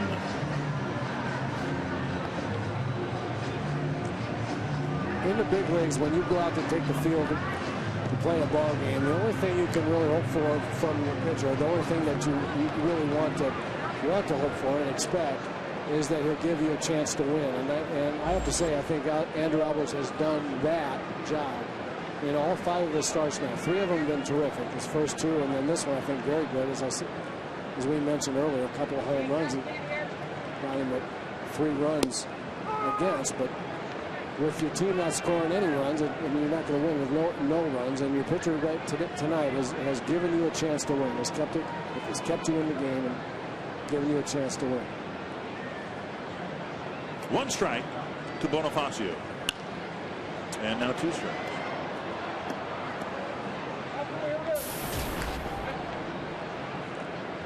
His pickup by the Royals, he kind of fits their mold. He's been around a while, but he's still athletic, has great speed, can play a couple of different positions.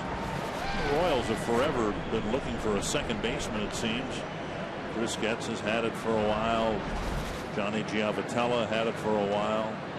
And it might be that, if he keeps hitting over 300 for his new team, that Bonifacio will be projected forward as their second baseman. Can you think of a everyday second baseman for the Royals since Frank Wright? They've had plenty of people run through there. Getz, of course, used to be a second baseman for the White Sox till Gordon Beckham came along. Foul back. I think every team has that, though, at least the teams that don't have an inflated payroll. Third base has been that for the Twins.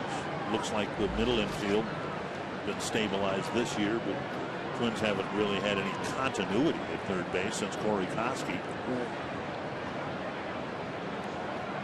1-2 to Bonifacio. 2-2.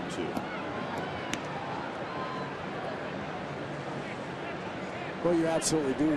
Every team does go through that, and it's pretty obvious why that is. You're not going to you're just not going to develop an all-star player at a given position consecutively too often. Bonifacio chases and strike out 1 down. Now let's go to Los Angeles for a Fox Sports 1 game break.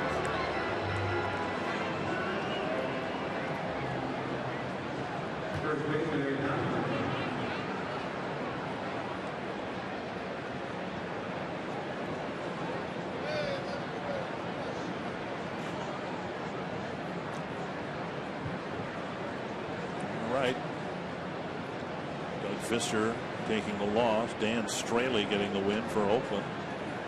Here we are. We're just about done with August, and we have not seen the Oakland A's yet. Isn't that amazing? We have not seen them. We assume Chili Davis is still their hitting coach. Bob Melvin's still the manager, I hear. Left center. It'll be chased by Thomas. Slicing away from him, and that ball hits the base of the wall. And Hosmer has a double. Hit it in a good spot and a long ways. A 1-out double for Eric Hosmer. I was hoping that George Brett would have remained the hitting coach for a little while longer to watch a really good swing. That ball obviously right in the middle of the plate. And Hosmer doesn't miss that one. And I love the swing back through the ball to left center. When you hit the ball that long to your opposite gap, why even risk swinging over the top of one and hitting one ground ball to second base? Hit right back through the ball and hit it long and hard. But I wanted to ask Georgie if he were still with the club. What happened with Hosmer? Did George do anything? I mean, he had a nice rookie season. He had an awful sophomore season. Then he's come back. A little right center field gap.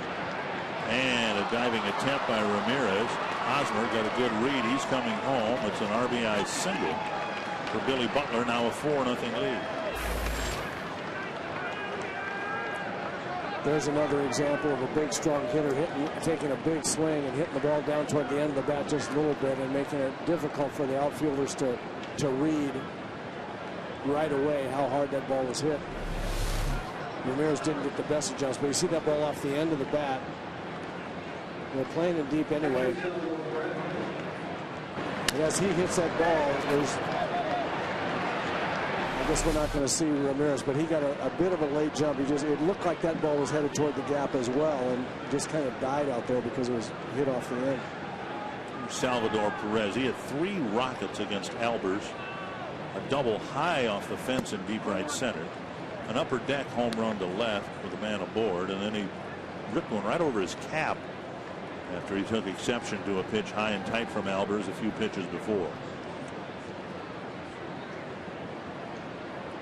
The Royals only got 6 hits against Albers over 7 innings tonight, and half of those came from a guy who had never seen him before. You see here Ramirez in right field a little bit tentative and going a little bit sideways instead of in. It was really difficult, and a nice job by Hosmer going halfway, keeping his feet moving, and then when he recognized that the ball was not going to be caught, that he was far enough along and was able to take off to score that run. Swinging a foul, 2-1.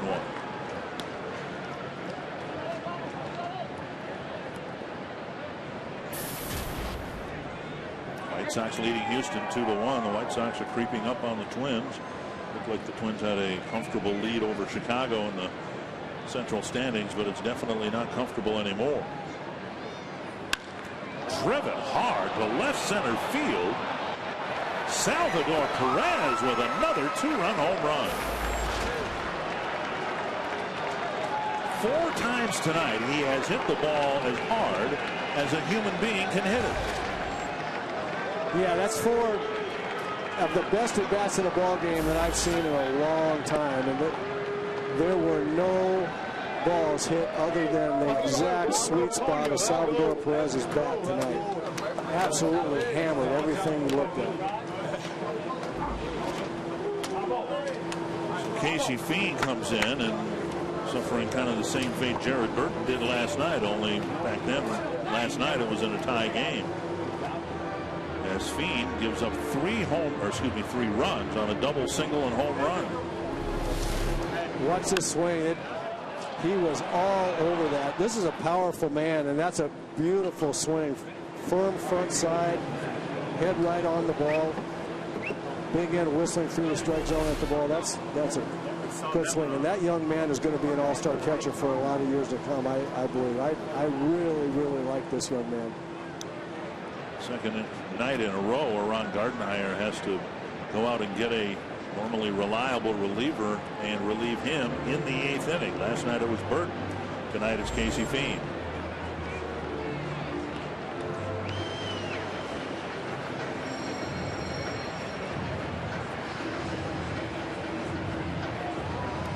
Ay.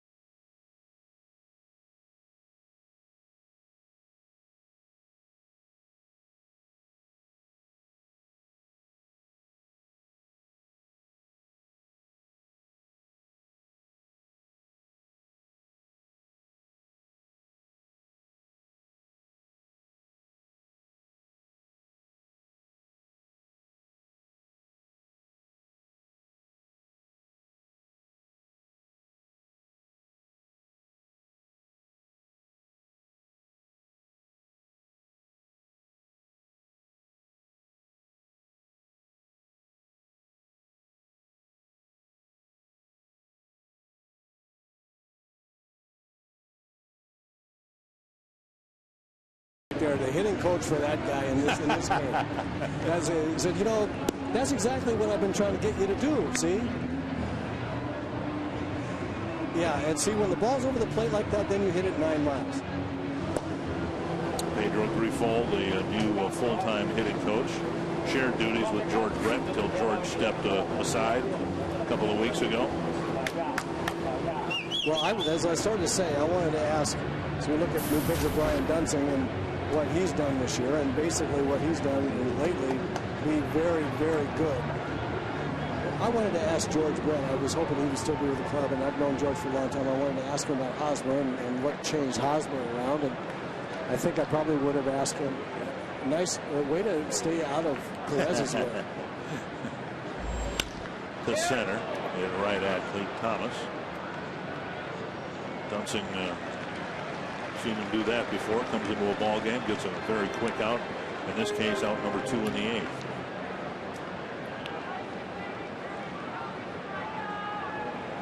Well, we know exactly how important it is, how significant it is in a lineup to have a real good defensive catcher be an offensive force, and I think the Royals have something to build on and build around and anchor this team offensively and defensively in Salvador Perez. He's a very impressive young man.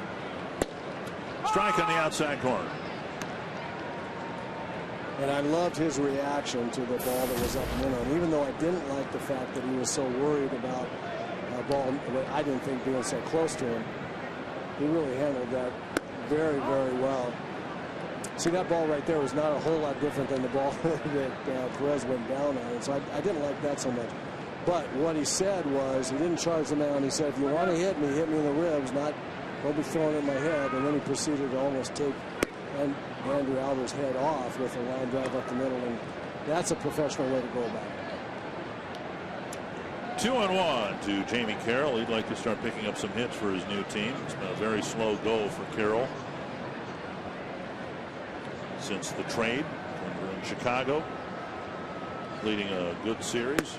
And Carroll was dealt to Kansas City.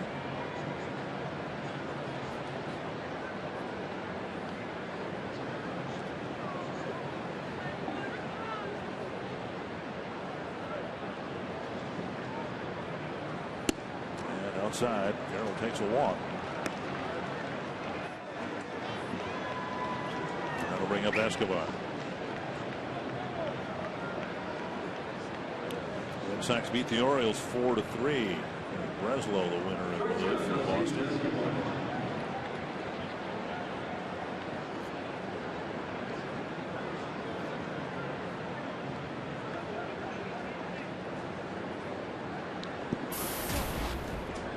Escobar with a liner to short and a couple of outfield flies.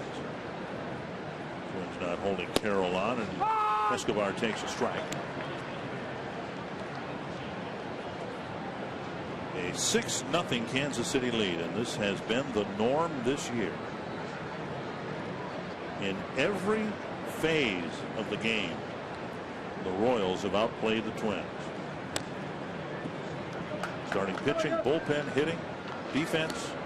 I mean, there's no secret as to why the Royals are dominating the Twins. Right. There's no head scratching about that. They're pitching better on the starting staff. They're pitching better out of the bullpen.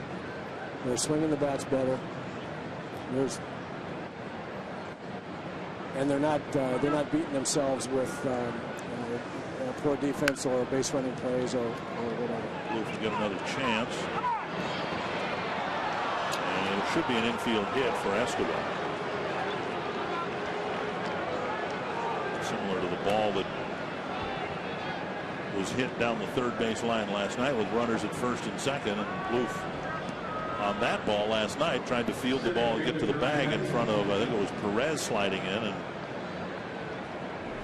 the only chance he had last night. I'm not sure he had much of a chance tonight.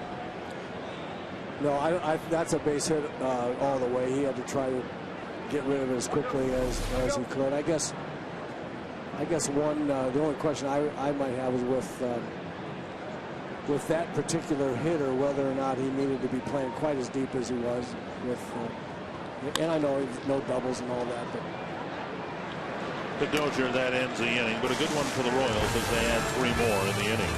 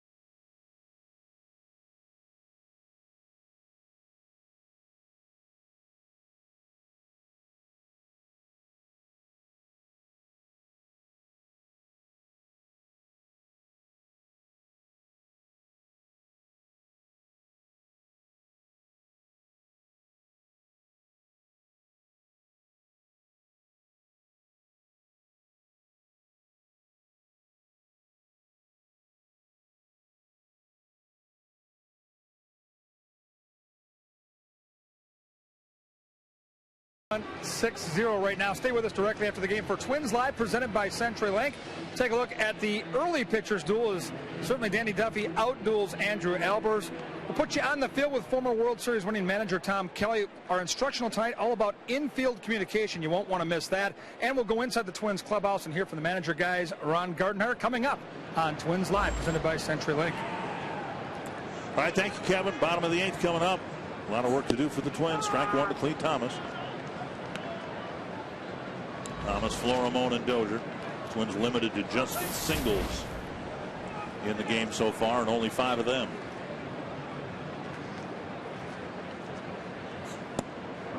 One and one.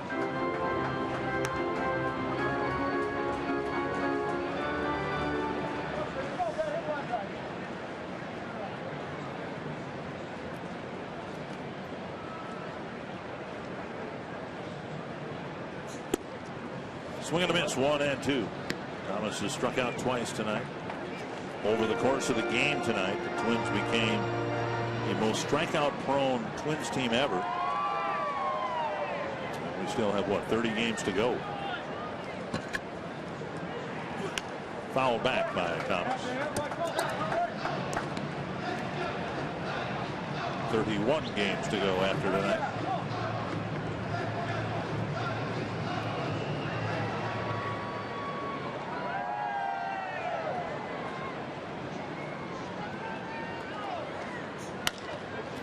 Ground ball in front of it. Bonifacio. Thomas retired, 1 away. And that'll bring up Florimone. You can be among the first 20,000 fans through the gates Saturday, September 7th. Pick up your one-of-a-kind set of TC branded earbuds presented by T-Mobile. Gates open at 4 p.m. for the 6:10 first pitch against the Blue Jays. You can get your tickets by calling 833-TWINS or visiting twinsbaseball.com/tickets. One gone. Here's Florimone. To the extent there's a silver lining here, Florimone got a couple of hits right-handed against Danny Duffy. I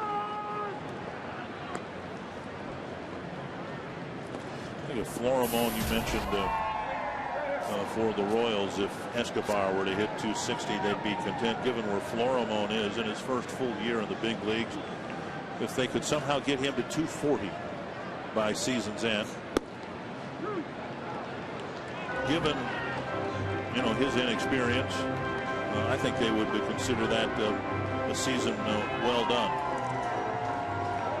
Well, I think you're right, and really what's held him back has been his stats from the right side of the plate. He just hasn't hit well right-handed. Miss, and he's gone. 2 down. He's got a ways to go, but I think he has the talent to be able to figure it out. If he finishes 240, that means in the final month of the year he will have figured out something. It seems like his batting average has been sitting around 225, 230 for about 2 months. 2 down in the 8th, and now Brian Dozier. Dozier held hitless. He 3 times has hit the ball in the air to Gerard Dyson in center. Strike 1.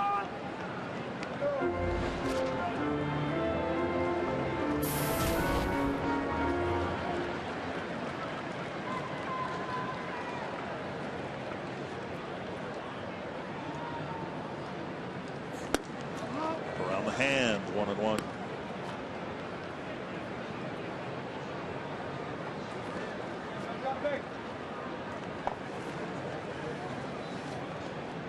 Shaver's been around a while, a failed starter. He wouldn't be the first failed starter to become a star in the bullpen. Basically what he's become for the Royals is what LaTroy Hawkins became for the Twins. Really a great point. There have been a lot of starters with really great arms that for one reason or another just weren't able to do it as a starter, but were terrific in the bullpen in various roles. 1-2. Fly ball to right center field, and Maxwell makes the catch. The Twins go down 1-2-3 in the 8th.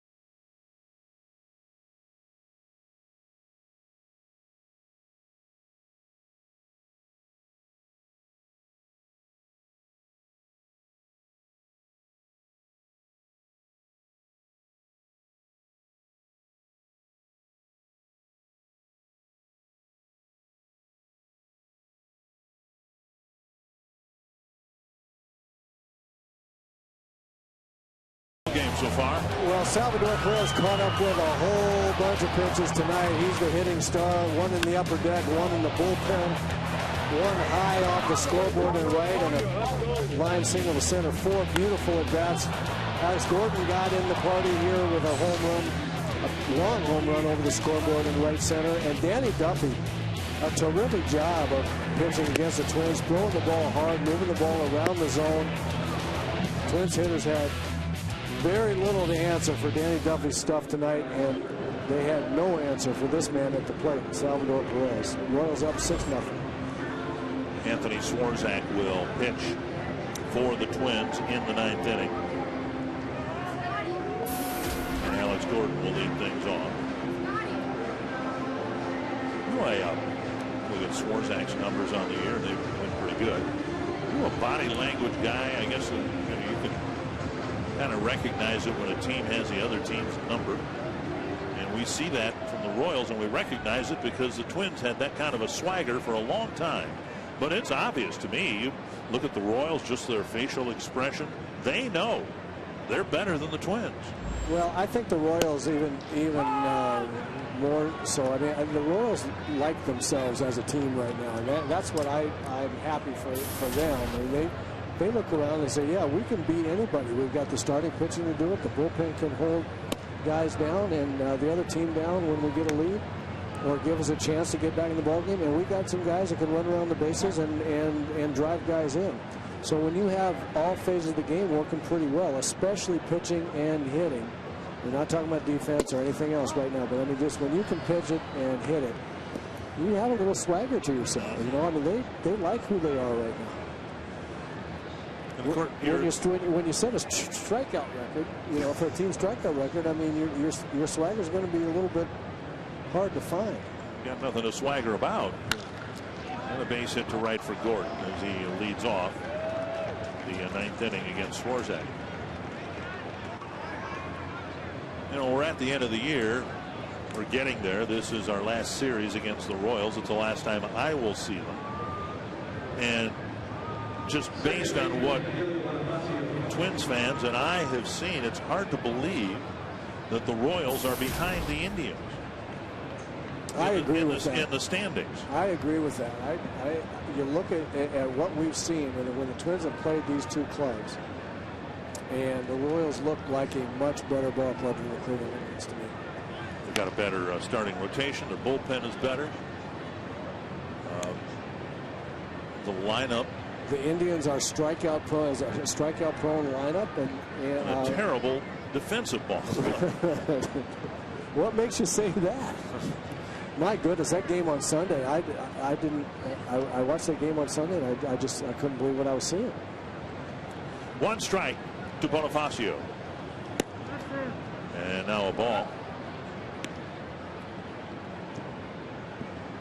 And it's unlikely that the Royals will get past Cleveland and 3 or 4 other teams they'll need to pass to claim a wild card spot unless the Tigers completely collapse. Runs up the middle, hits the bag, and goes into short right center field, and Gordon slams on the brakes and holds up at second base. Swarzak greeted by a couple of hits.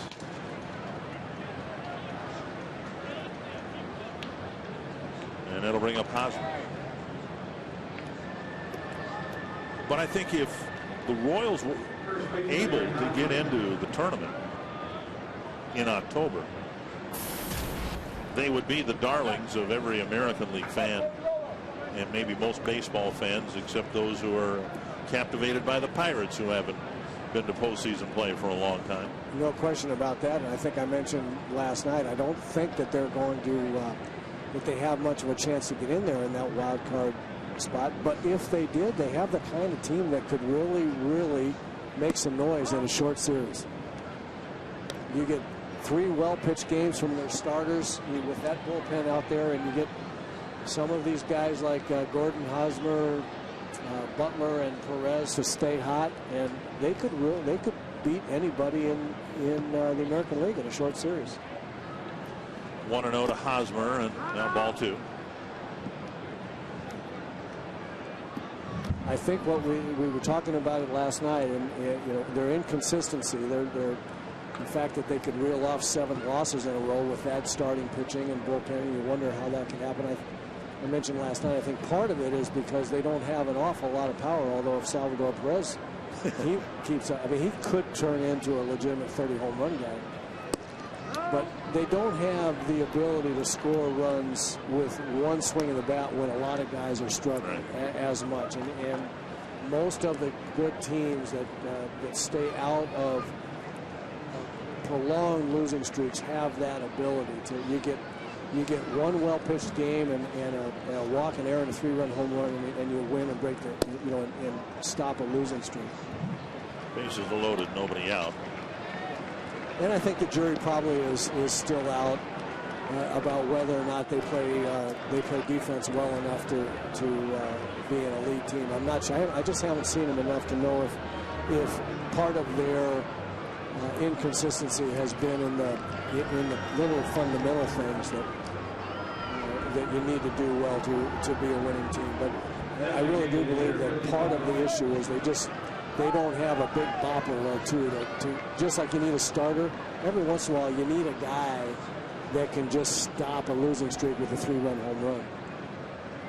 3 home runs hit tonight, but just 94 on the season. They're the only American League team that has yet to hit as many as 120 home runs, and they've only got 94 with the 3 hit today. Butler hit a home run in his last at bat last night. Anthony Swarzak surely hoping he doesn't do that again tonight. Bases loaded, nobody out.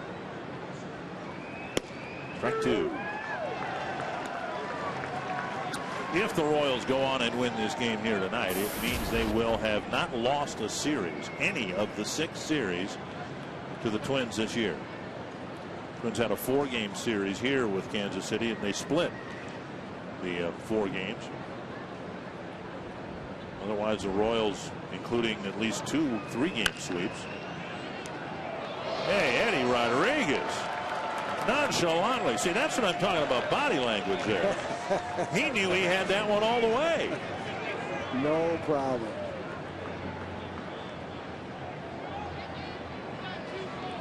Two strikes to Butler.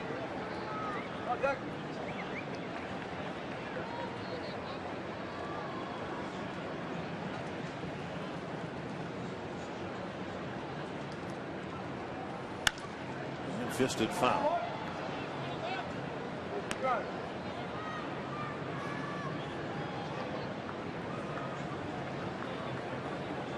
Swarzak shaking his head. Maybe not happy with the location. Twins can't quarrel with the starting pitching they've gotten against the Royals in this series. Correa 7 shutout innings last night. There's a chopper. Billy Butler is going to get an infield hit. Another run batted in. Swarzak stepped over the ball, but he had no play. Whether Plouffe would have had a chance, I don't know. But Swarzak got there first. Well, even with Billy Butler's wheels, I think this ball is just in the perfect spot. I don't think there's any. I don't think anybody had a play there.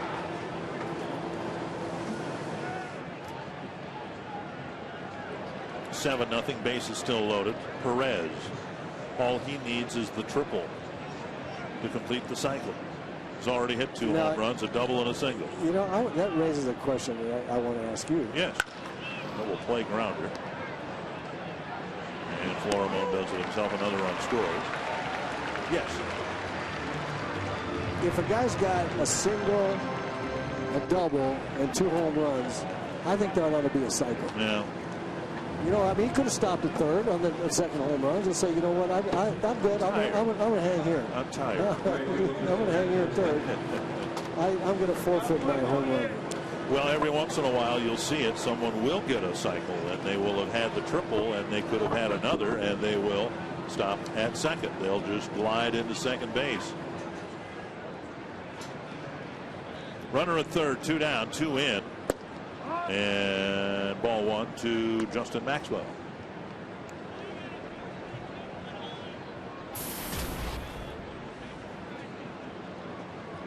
A few years ago, might have been the last Twin to get hit for the cycle. Jason Kubel hit a grand slam, a walk-off grand slam to complete the cycle. Now that one of the best cycles, maybe the best I've ever seen. That is an exclamation point at the end of an historic night, right there. I'm telling you, maybe the best hit for a cycle I've ever seen or heard of. 2-0 to Maxwell.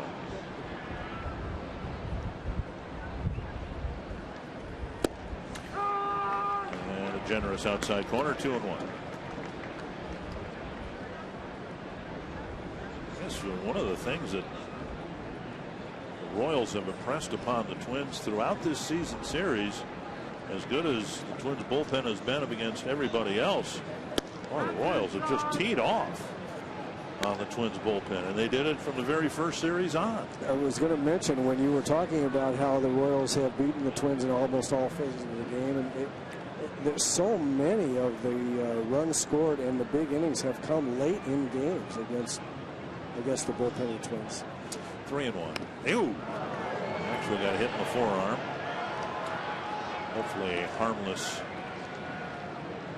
Maybe around the fingers. Ew. He's really played well for the Royals since they picked him up. They got him down lower on the forearm, but it's at the base of the hand.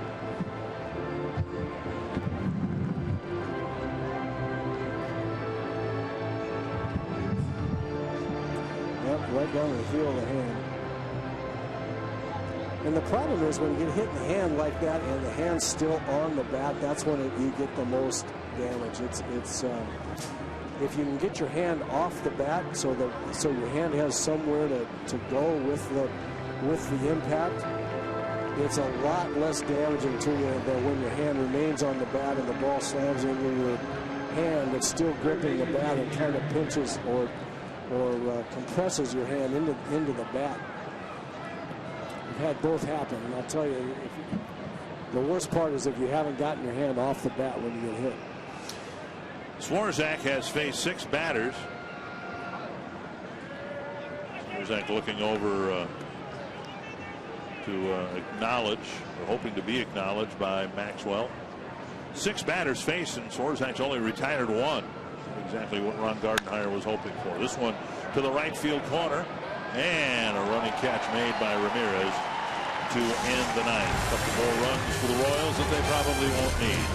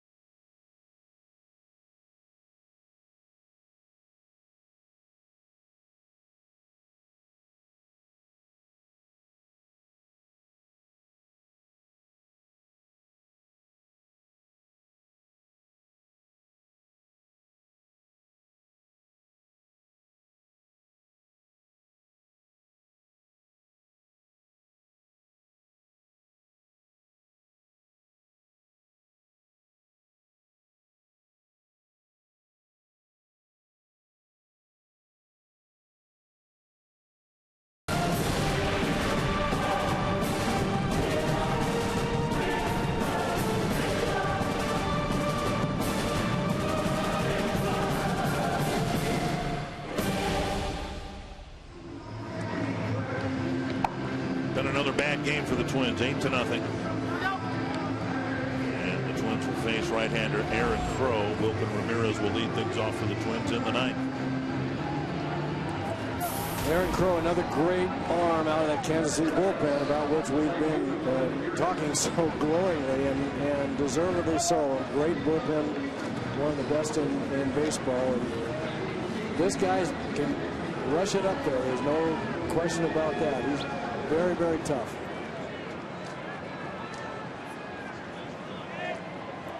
Wilkin Ramirez will lead things off in the ninth. Mid-90s fastball. First one delivered over the plate. Strike one. With some movement. David Lowe taking over in right field for Maxwell, who's probably getting ice on his right hand right now. 1-1.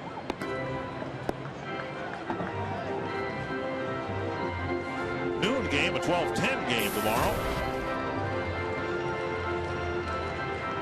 Again, no television. It'll be a squeeze play tomorrow night. Chop foul, 1-2.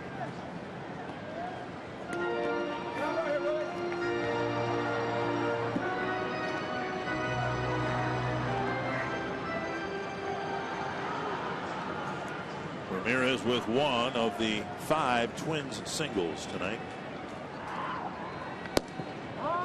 2-2.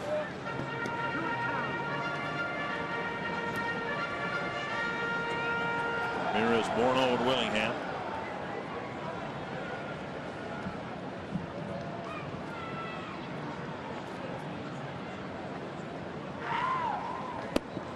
swing, but he went.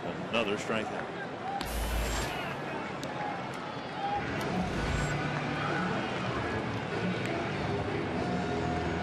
Rare has been the game lately where the Twins don't strike out at least 10 times a game. That's number 9. Here's Morneau.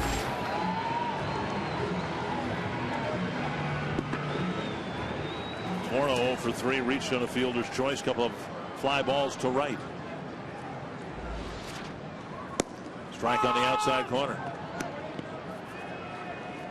White Sox beat Houston 6-1. Chris Sale picking up the win for Chicago.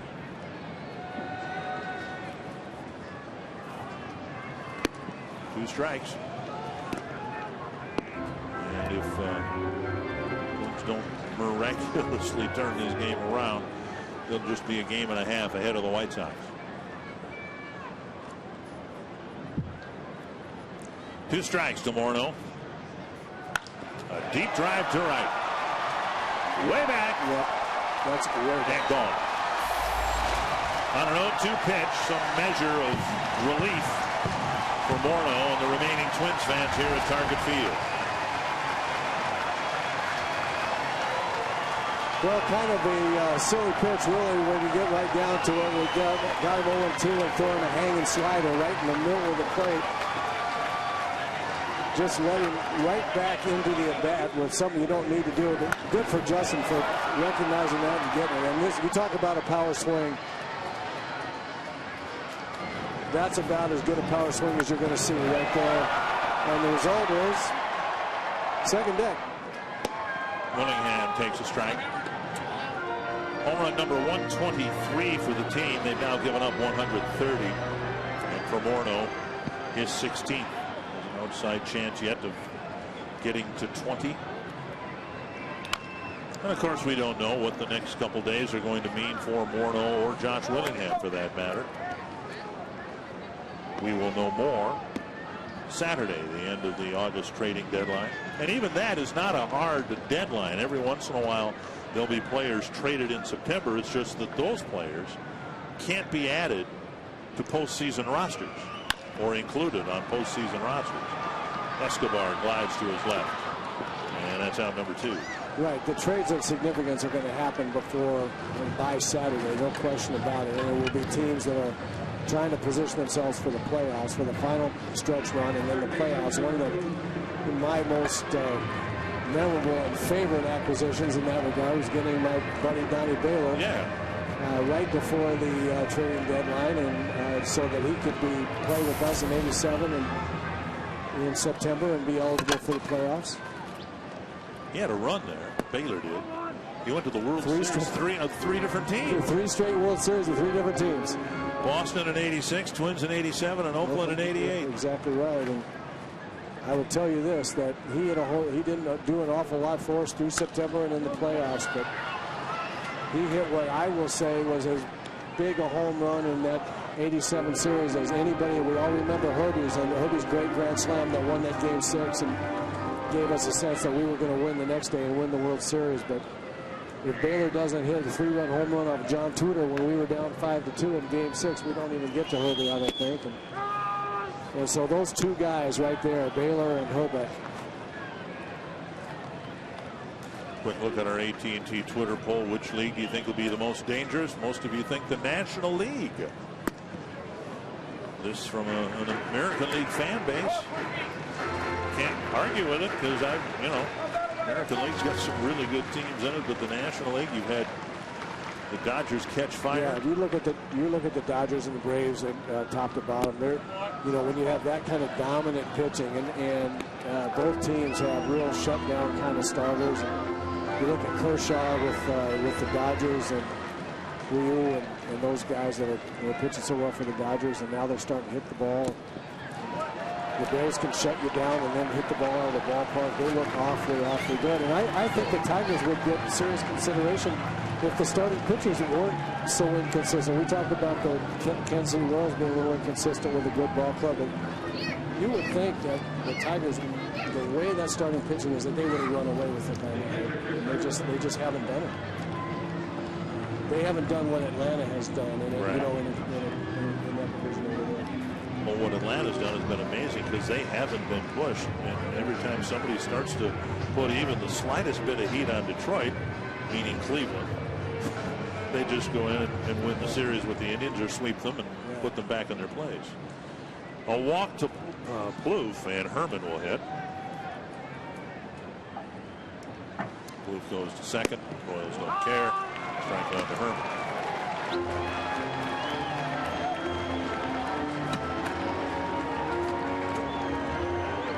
Herman singled his last time up, just hit a little wedge in the left field. That was a shank. A shank. It wasn't a wedge, it was a shank. It was a dead shank. 1-1. I don't normally like to even say that word, but that's what it was.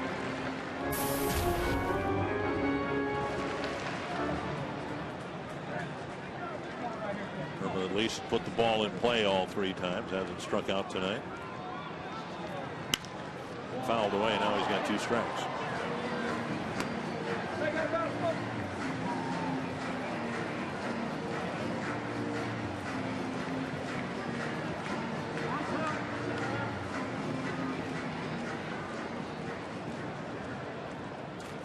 One and 2 to Chris Herman.